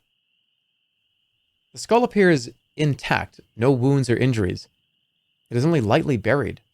A little soil spills between the lower front teeth. The eye sockets stare through the thick green grass that cover the scalp. All right, let's pry the skull free. The skull is only lightly buried. A good tug should pull it free. You try, but it does not come loose. Lever the skull. You draw your sword and slip it under the skull, then lever hard. The skull flips up into the air with a snap and lands nearby. A short, bony stake is left in the ground.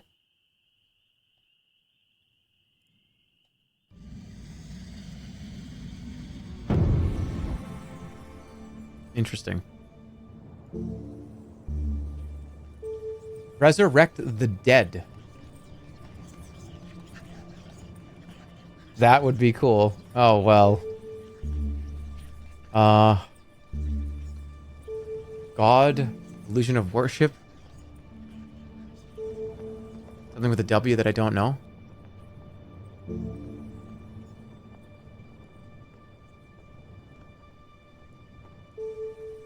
Why not?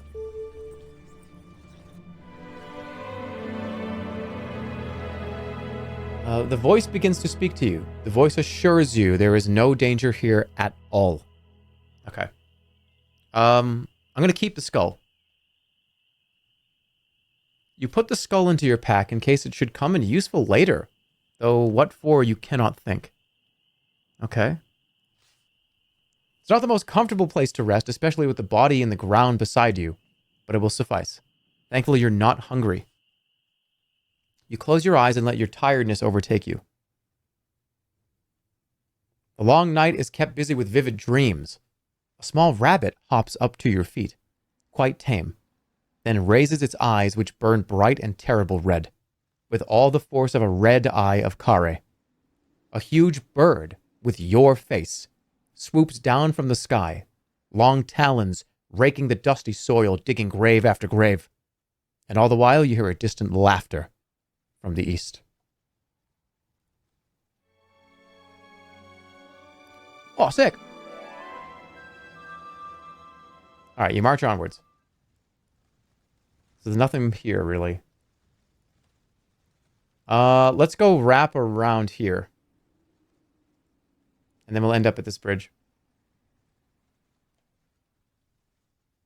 You make your slow way across the endless plain. A few clouds boil in the sky. Scoured into the plain here are deep, curving ruts.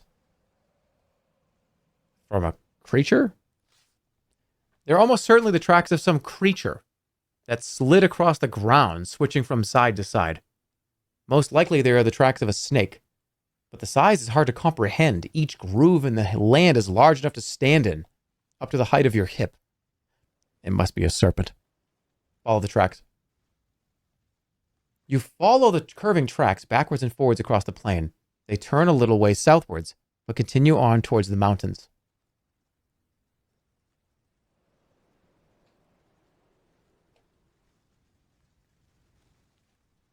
Does it still work? Does it still work?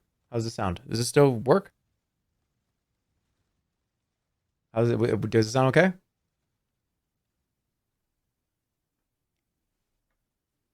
It does not work. Does this do anything? I'm turning on the effects. Does this do anything? Does this make a difference? Does it sound cool? Okay. The tracks give out as the ground underfoot turns from dust to broken rocks at the foot of the eastern ridge. Sitting in the low rocks and humming to himself is a dwarf. Over his shoulder is a cloth string bag. Look him over. You regard him with interest. It is strange to see a creature out here alone on the plains. The dwarf peers back. And what are you? He demands. Are you here to rob me? And what's all that fish smell? Oh, that's a bad Scottish accent, but you know what? Fuck it, who cares? I have some raw fish. Good for you. I prefer to cook mine, but then I'm not a wild dog. I'm sorry. As he talks, he slings his bag onto his lap and opens it. From inside, he removes a chunk of heavy, blackened bread. You want some? Thank you. You sit down on a rock close. You know, we're going to do a different dwarf. We're going to do a different dwarf. We're going to do a different kind of... Is it going to be a different dwarf? Okay. Thank you. You sit down on a rock close by the dwarf, and he hands you a chunk of bread. It is stale and dry, but still provides some nourishment to starve off the worst of your hunger. What's your name? Mist. Stupid name for a dwarf. Dwarfs have names like Gutter Pace, not names like Mist. But my parents thought that they were something different, didn't they?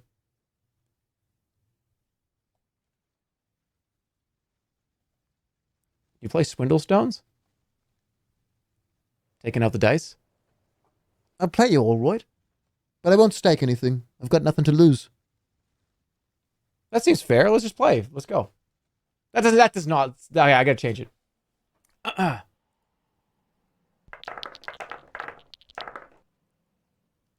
Let me see. Ooh, Good hand. Good hand to start with. Nikki, it's a good hand. All right, there. I've got 2 ones. Well, I'm no archaeologist. Can you tell me anything about the mountains? 2 3s. 3 3s. What makes you say that? No one crosses the ridge. No one has for hundreds of years. Okay, so this absolutely has to be. Yeah, I win.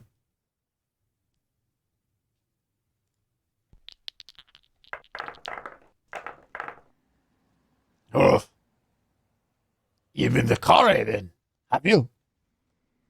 I just came from Kare. 2 2s? 3 2s? 4 2s? Sorry, man.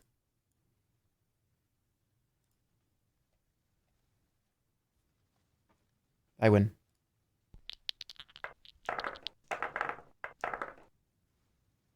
Let me see. All right. How about 1, 2? No, 2 4s. 3 2s. That's impossible.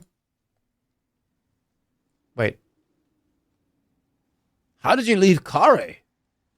The only way is the gate, surely. Call.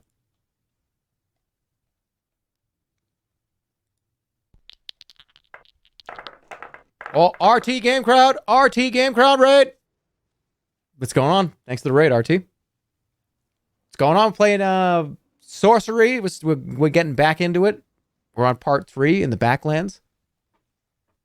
Thanks for the raid. Welcome. Sorcery, part 3. Currently doing Swindle Stones with this dwarf that I found.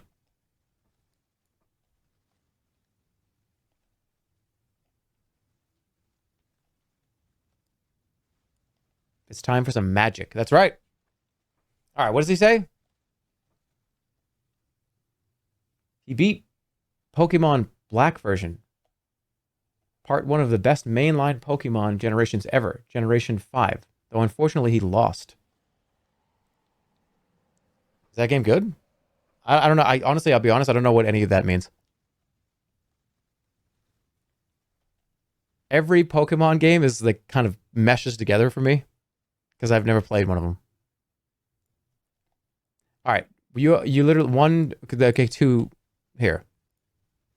Let me just ruin your day here. Here it is. 3 2s. Not possible. I would like to get some extra information from you after beating you in Swindle Stones. You flick the dwarf's final die off the ground with a grin. I win, you tell him. The dwarf curses. Good thing we didn't stake. Would have made things even worse. The dwarf gets to his feet. I'd better be moving on. Can't stay here forever. I did that on purpose because I wanted you to fucking cringe in your seat. Hey, we could travel together. He screws up his nose at that. My rations will last twice as long without you, friend. You can head out and starve on your own. Well, then I'm going to take your bag. I'm taking your bag. The dwarf is all about walking away, but you do not let him go. The idea of extra provisions is too tempting to ignore. You reach up firmly, grasp the strap of his bag. Here! What do you think you're doing? Give it to me. I'm on a mission to save the whole land. Give it to me. Before I make you give it to me. Stop that! Shouts the dwarf, clearly now afraid. Stop it!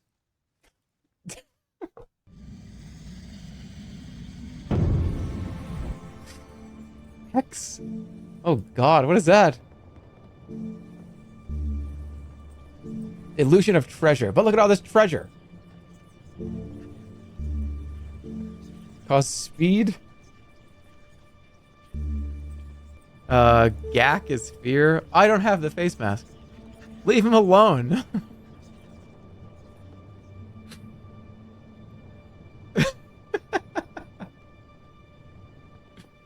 I don't want to hurt him. Well, I just like snap my fingers and open a door? I'm gonna cause slowness, right?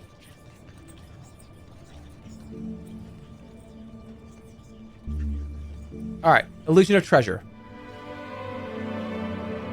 You craft the spell, and after a moment, gold and jewels begin to spew forth from under your sleeves. I just have a bunch of gold coins falling out of me. Who the fuck am I? Who is this psycho? This image makes me laugh. I'm just imagining, oh, I'm going to sit down and enjoy some stale bread with you. Well, gold goblets fall out of my sleeves? Who is this person? What a menace. Okay, after a moment, gold and jewels begin to spew forth from under your sleeves and from the neck of your boots, rolling away across the ground. The dwarf rolls his eyes. Don't you think a dwarf can recognize false treasure when he sees it? You must think I want to be dumb and dead. Sorcerers, you're all the same. All right, 1 or 2. Let's have chat decide something. Let's get a poll going. 1 or 2. 1 is release and be fine. All right, 2 is fight. Gold coins. Why would I need your bag with stale, rotten food in it if I have $500 million worth of jewels on me? And why would I be carrying all this?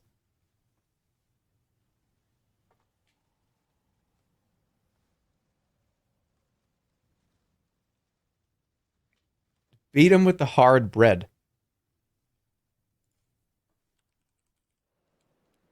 Yeah, 1 or 2. 1 is release and the other one is fight.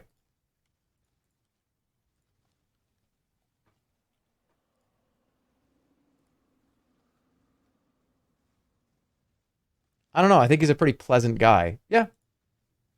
It's up to you. What a toddler, too. No, give me the bag. Give me the bag. I want it. It's mine. No, it's mine. No, give me it. Treasure falling everywhere.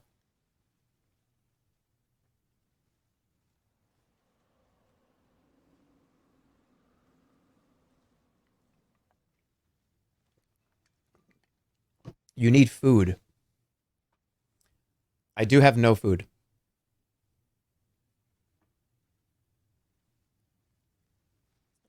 This is too close to call. Too close to call. I'm gonna go pee. And we'll see where it is. Too close to call. I'll be right back.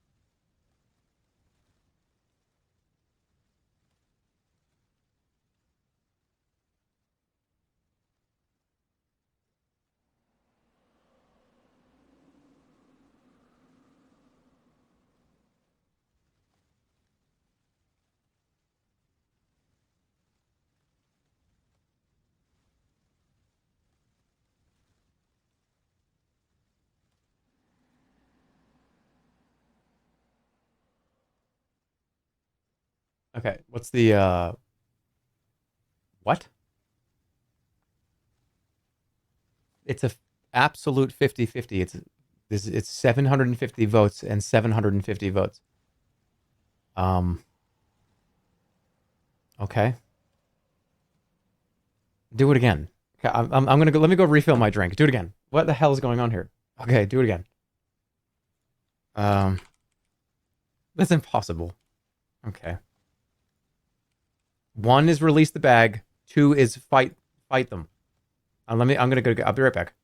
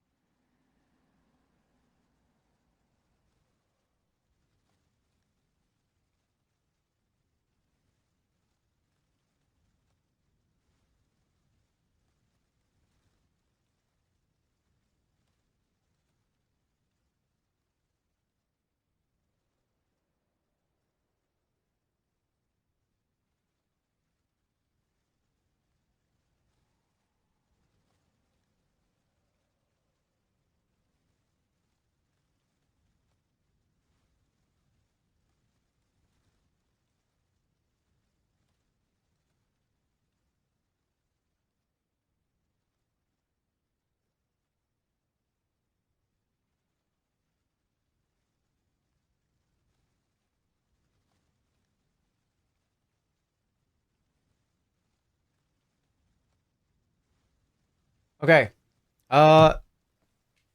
Number 1, I'm releasing the bag. It only won by like 15 votes.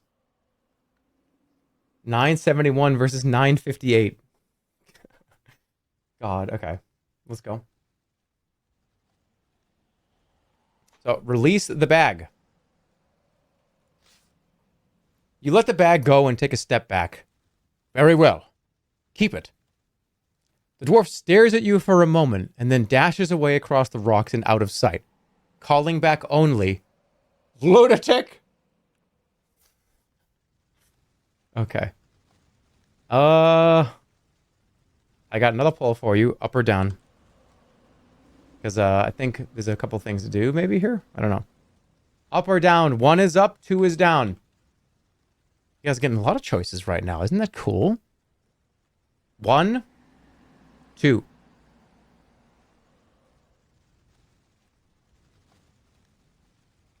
I hate choices. Well, then just put your arms back behind your head and sit back in your chair for a minute.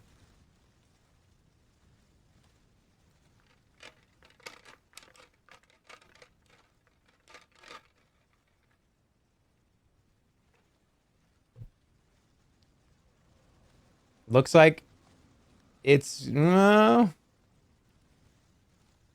now you're doing it on purpose.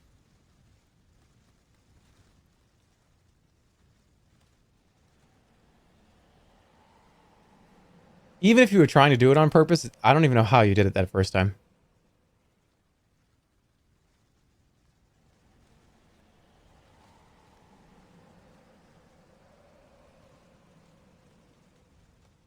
Okay. Okay.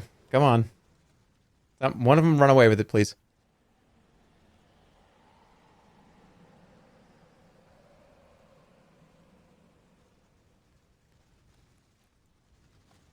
Yep.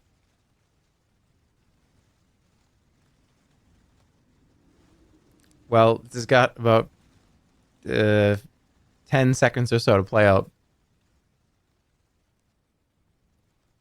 750 to 754. 767, 762. 70. You're never going to get it right ever again. Doesn't matter how hard you try, it's not going to happen. No, it's too hard to do that again.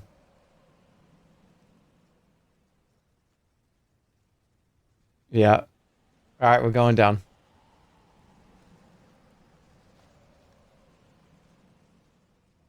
The rocks underfoot soon turn into a slope, and then the slope gets steeper, until the going is hard and you are heavy breathing.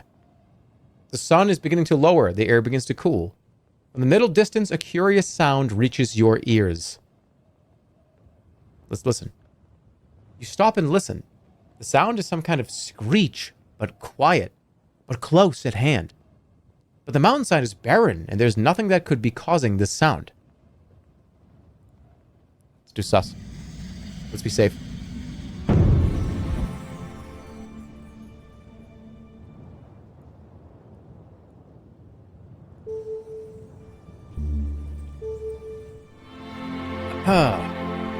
Oh my god, okay. Reaching up to the stars, you create the magic and a steady voice enters your mind.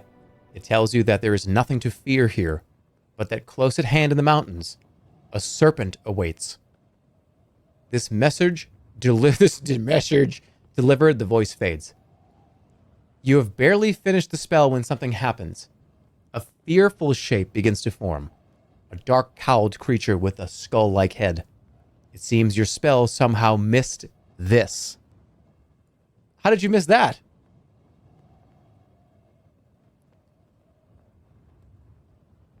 It beckons with a single bony finger.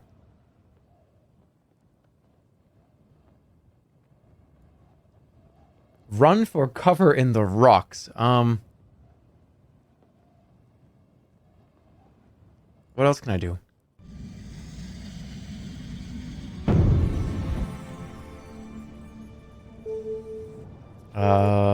Walk as a shield. Dim is cause stupidity. Rock, I don't have the stuff. Rap, I can talk all languages.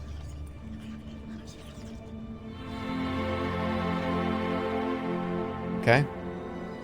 The Death Wraith is still groaning and laughing, but somehow it seems unaffected by the spell. Though you strain your ears, you cannot make out any real words at all. Approach. You approach cautiously. The apparition appears to be a death wraith, like the one you fought in Shinva's tomb in the Kare's necropolis. As you step nearer, it opens its arms wide to clasp you. Silver chain.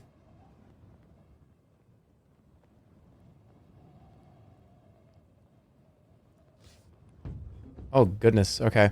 You draw the magic chain and wrap one end around your fist, leaving the other free to whip and strike. That's a lot of stamina.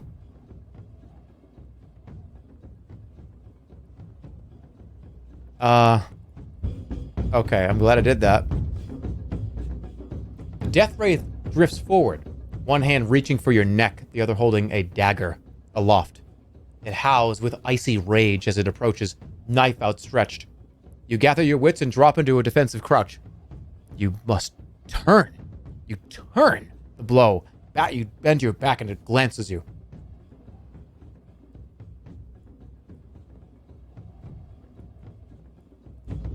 Shit!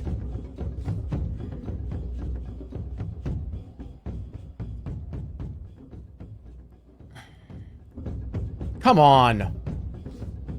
I almost trip over a stone. Wow. The Death Wraith drifts back across the plateau, withdrawing but injured. Alright, so we're gonna defend.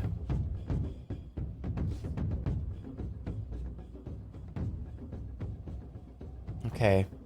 The Death Wraith reaches out with its skeletal hand. The Wraith cackles as you pant for breath. I have to defend again. Yeah, I would have gotten hit. You parry in a flash of sparks and metal. Alright, now's my chance. Say, like, I have to do... Why is my stamina so low? Got it. Oh, it's because of the chain. It's not the sword or the axe. Okay. You whip the chain, and the Death Wraith's knife is easily turned. The apparition lifts a little into the air. This place will be your last.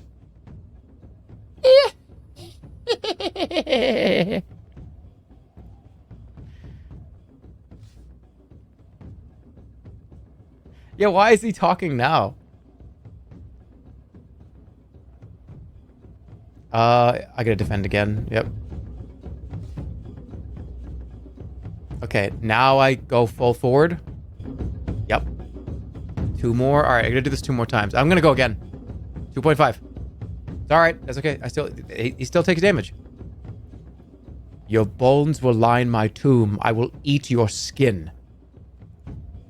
Oh, come on.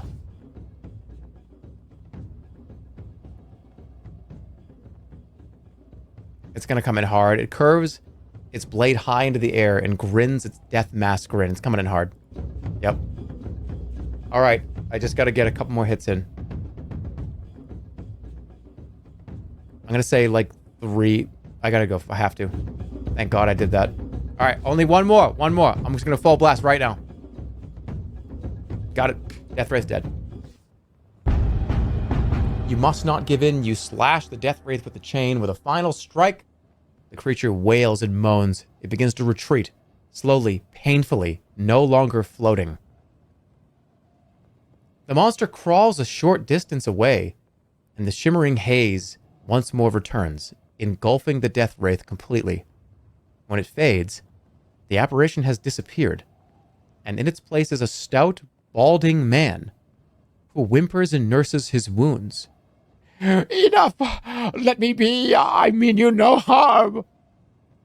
What? What is the meaning of this?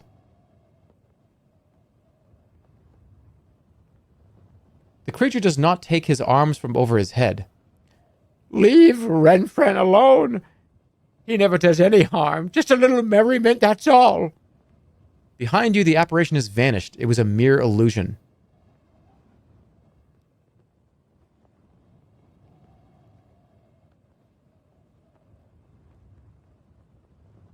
Threaten. You step closer, Analan's sword poised.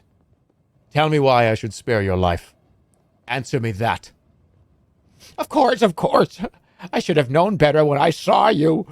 I knew, I thought. You're a warrior. You're a wizard. I could tell. And yet you tried to trick me. From his pockets, he produces a spiked metal disc and a yellow vial of powder. Take them. Take them, please.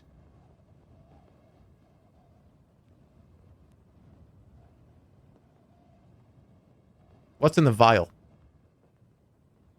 You demand. I don't know what the powder is. I just like the color. What's the disc?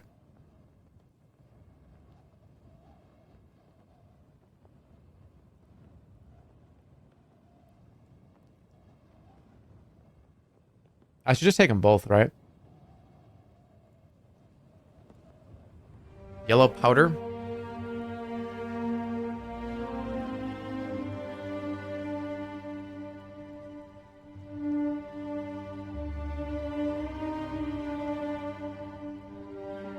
Oh.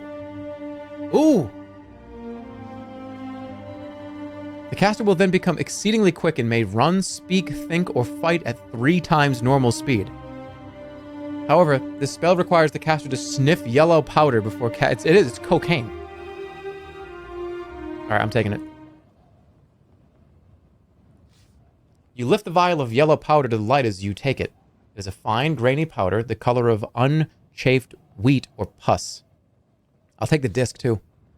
You take the metal disc. Thank you. Oh, I'm so sorry.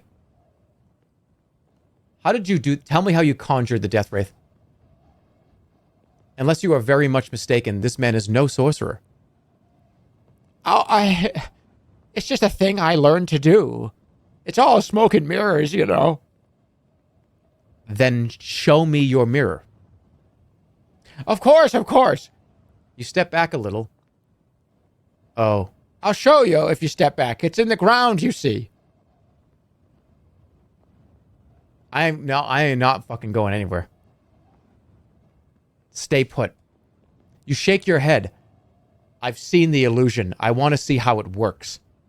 Of course. I can't do it, though. It's a natural phenomenon, really. It only works here and only at certain times. I'm sorry.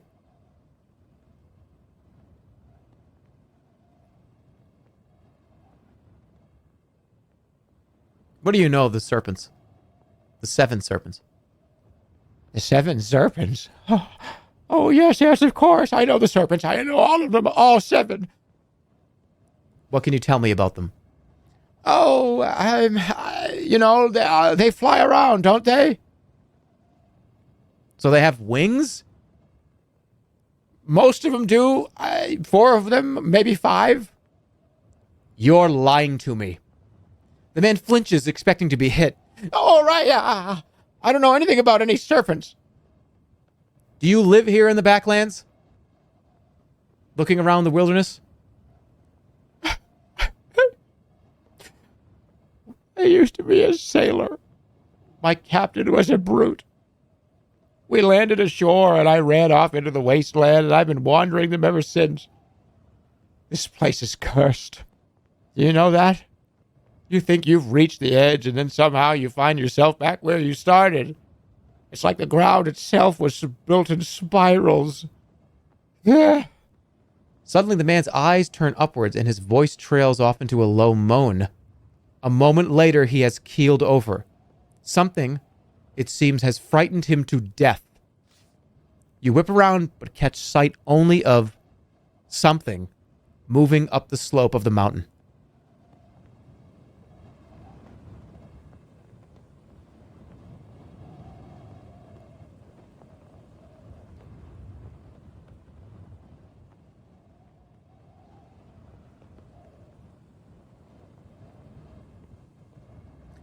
You continue up the winding path into the pass at the top of the mountain. The wind picks up as the evening draws on. Soon it will be dark. Suddenly, the sun is snuffed out like a candle. A hissing sound begins to echo around the rocks, and overhead, a larger moon than usual seems to rise from the horizon. Another trick. You look up in surprise. The shape rises a little higher. A strange, almost translucent ball. Then the round shape uncoils itself. The shimmering body of the moon serpent is revealed, hovering in the air above you. Its wide fangs are open, and it is coming for you. Drink the snakebite antidote. Light my tinderbox. Look at the serpent. All right, the moon serpent was what?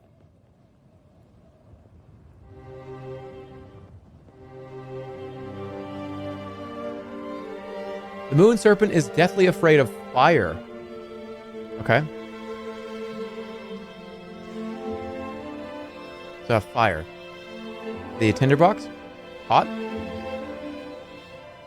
So wait, am I about to just pick a lighter up and flick it in front of him?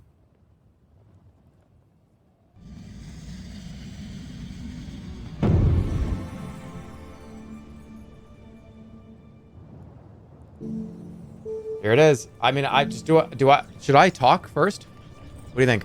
Just go right for it? I can always rewind, but hold on.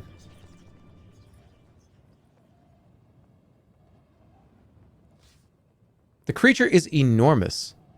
Its wide wings seem to stretch from horizon to horizon, and its eyes are 2 yellow orbs. Its scales are a mixture of circles, crescents, and flattened ovals, and vary only slightly in shade, from flat gray to shimmering silver. Saliva is streaming down its teeth. Okay. All right. Let's go. Let's do it.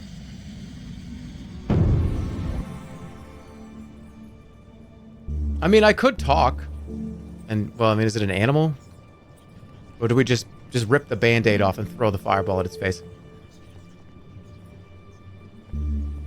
Let's talk.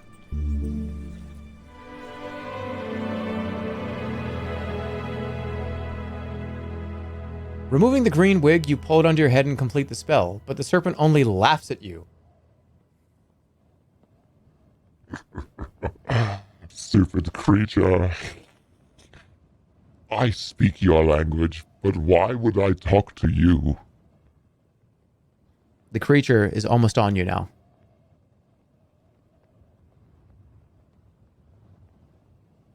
All right. It's time.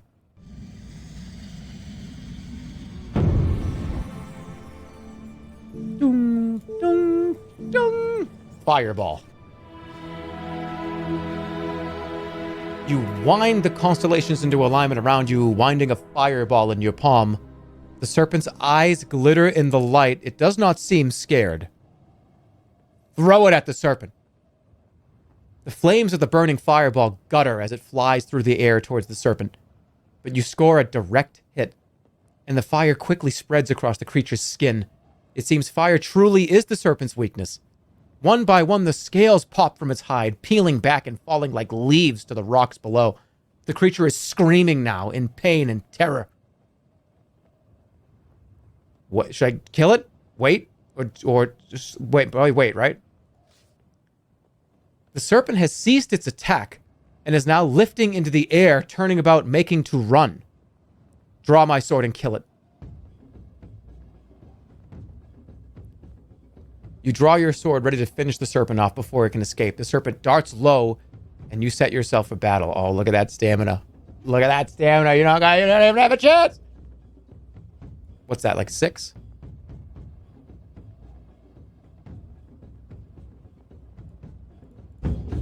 Oh. That was close. Even though it is weakened, you'll need your wits about you against this foe. You swing fast and high, hoping to strike deep into the serpent's scaly hide. The serpent stumbles forward, tracing a painful arc towards you with crescent moon teeth bared. Silvery moons are winking out across the creature's long back. Cold gathers around the edges of its mouth. And this we go full blast again, and it's dead. Bingo. Done. Easy.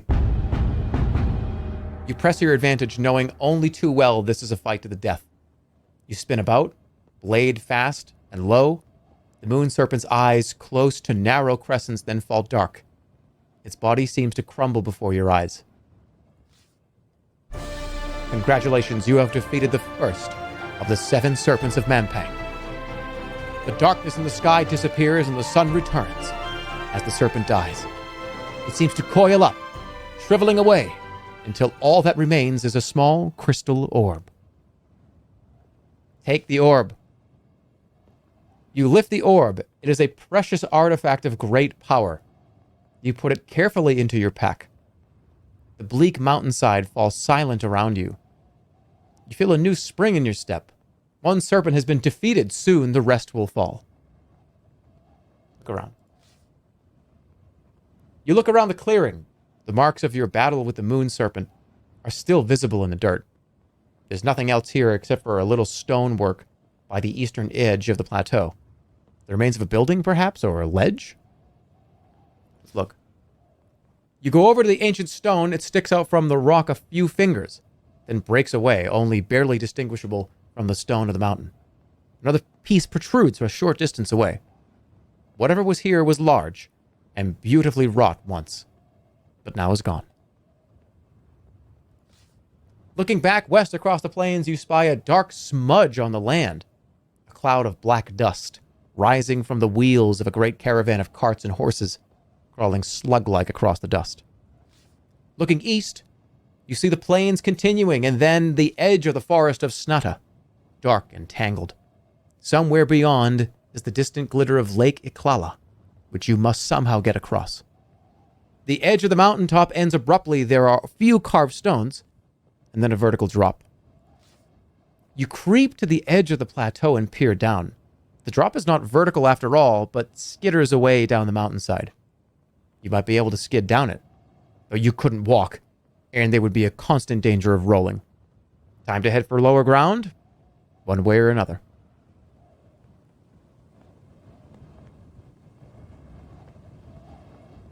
We've been nothing but good. Can we have a la-la? La. Okay, so that's the first serpent. That is the moon serpent dead. We've almost fully explored these 2 areas.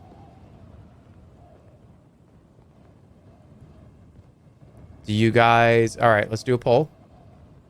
Do you want to go down here to the new zone? Or would you like to wrap around and head up here and explore a little bit up here? Because I don't think we saw the other stuff over this way. Did we? 1 is go back. 2 is go down. We could... I mean, you could go south, too. All right, let's just go for it. Let's go 1, 2, 3. 1 is back this way. 2 is down to the new zone. 3 is down south. Here we go.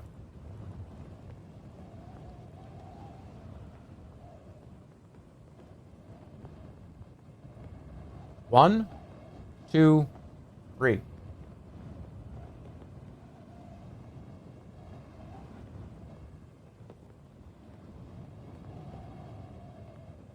Also, I would like to let you know that this is going to be one of the final decisions of the afternoon.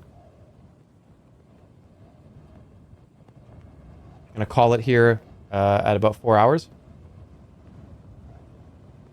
I need to prepare to be on Austin Show's Name Your Price tomorrow.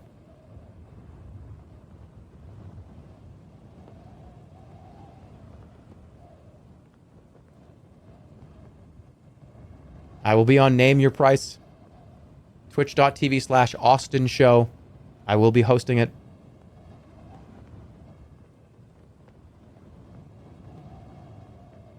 And I believe I will also be on the show after that.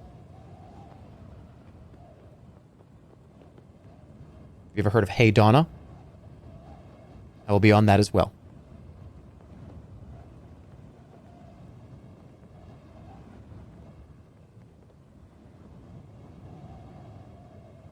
Hey Donna with Will Neff. And I think Cutie Cinderella. Should be a fun time.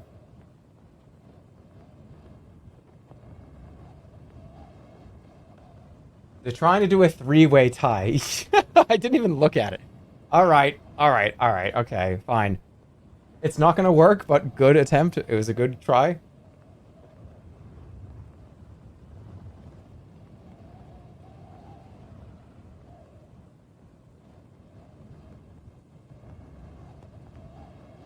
I have no clue what you're on about. All right, tomorrow I will be on someone else's stream. It's a game show, and then leading into a comedy show. That's where I'm going to be tomorrow. There you go. All right, 1, 2, 3. We're going to go down. Thank you for voting. The slope is windswept. You trudge onwards. The sun is almost set, and the sky has turned a deep purple. On and on you go, pausing every now and again to scout out the land ahead. Then suddenly you stop. Something is moving over the next rise, approaching very fast. Wait and watch. You stop in the middle of the path and watch. As the shape approaches, it is a small 2-legged creature about half your size. But it seems to be approaching at a remarkable rate. Hail it. Raising a hand, you hail the tiny creature. As it gets close, you see it as a small gnome-like creature with dark skin and ugly features. Its little legs move at an incredible rate, and it helps itself along with a walking stick. Look at the stick. You can't help but notice the stick is carved into the shape of a serpent. Looking at the creature, it's hard to imagine anything could be so ugly. Its features are scrunched up, as if drawn on paper that has since been burned. Its hair is matted and filled with bones, some used as ties and other the remains from some creatures who have crawled in and died. Silently, you wonder to yourself if the creature is friend or foe. Have it whichever way you like. It's a telepath. Indeed I am, continues the creature, replying to a thought you did not even have time to formulate. The gnome smiles. You think very loud, like shouting in a thunderstorm. The remark does not make much sense. I'll be your friend, you suggest. Very good. Now prove it. It holds out a grubby hand expecting some kind of gift. You can have a coin. You take out a gold piece and hand it to the creature, who throws it immediately to one side. Rubbishy metal. If I want metal, don't you think I can find my own?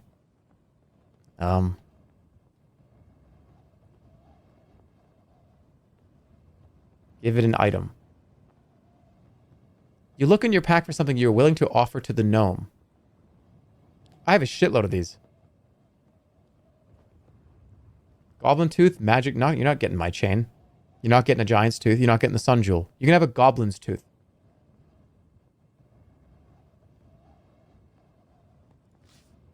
You hand over a goblin's tooth. The gnome shrugs, accepting your gift. Thank you, I suppose. As the creature speaks, its voice begins to shift and change, from the gruff croaking of the gnome to the softer tones of a middle-aged woman. I'll do you the favor of Being honest about myself in return. The creature says. And before your eyes, the gnome transforms into a tall woman, dressed in long purple robes. Who are you? I am Hold on. I am Dintaintia. Wait. I am Dintaintia. Dintaintia of the Steppes. Others call me the Sham. I was told to find you, you exclaim, remembering the riddle told to you by the Lord Shinva in his second dying breath in the crypt of Kare. I was told you could help me. I am to ask you about the sleepless ram. Then we are well met. Who are you? I'm a nobody. I am the sir. I'm a sir. Should I be? Why would I say that? Hold on. Let me get this right.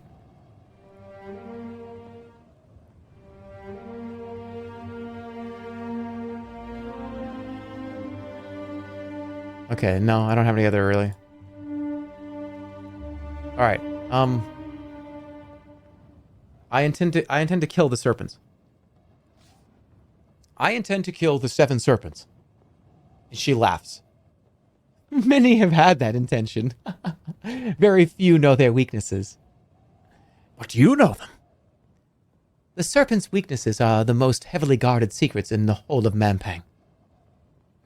Of course I know them. Or at least I know of 2. I would be grateful to hear them. I am certain you would. Know then that the air serpent has a weak body when in its gaseous form. Secondly, the serpent of earth must stay in touch with the ground. What else do you know? I know your lack of gratitude is unbecoming, and I should transform you into a toad. Tell me of the sleepless ram. The sleepless ram is in Mampang Fortress, the guardian of the Archmage. It is a statue of solid stone, and your skill will be no match for its powers. But it has a simple weakness. Some kind of spell, some kind of potion, some kind of vulnerability. A soft underbelly, perhaps, or a single, easily blinded eye. The secret is much more simple. So simple a child could use it. The sleepless ram can be sung to sleep. Where can I find the 7 serpents? One's off to hide in the waters of Lake Iklala. It means to pick you off as you cross. But it will wait until you are alone. If you travel with the ferryman, you will most likely be safe. If that's any help, I don't suppose it is. What kind of sorceress are you? A busy one. Why do you waste my time with stupid questions? She turns to leave, begins to weave her spell around herself once more. You wave her away, keen to continue your journey. Dintaintia becomes an ugly creature once more, and a moment later has whisked herself away across the plains and is gone.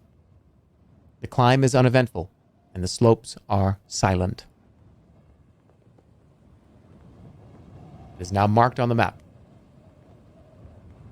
Very helpful.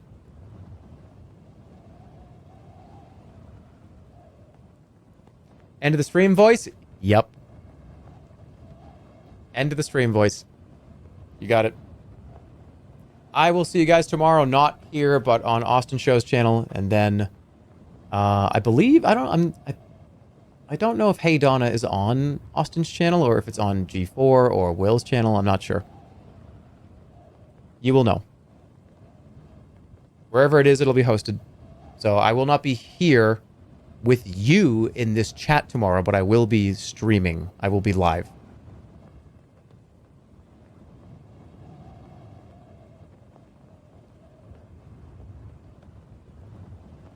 But yeah, I'll see you guys tomorrow. Take care of yourselves. Thanks for watching. After tomorrow, I will be back this weekend. So we will get something rolling on either Saturday or Sunday. Keep an eye on the sus after tomorrow. And I'll see you guys this weekend. And tomorrow if you want to watch that show. Take care, everybody. We've got a solid, I would say, there's 1, 2, 3, 4, 5, 6 zones. Each has 2 versions, obviously, right? We've gone through almost 2 of them. Seems to be about 1 stream per 2 zones. So we'll be here for at least another, I want to say like 2 streams, 2.5 streams. I don't know when we'll be back for sorcery, but we will. It's fun just to do this. Everybody that enjoys watching this, you're here. I think it's a good just kind of chill game to hang out and just mess around in. So I'm having a great time. What time is the show? Tomorrow at 2 p.m. Pacific. 2 o'clock tomorrow Pacific is when Name Your Prices.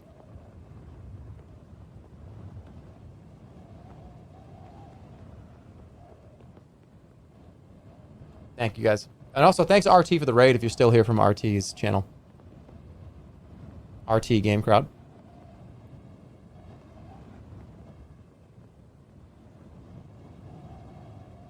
And I'll see you later. Take care of yourselves. Call your mother. Goodbye. Good night. See you soon.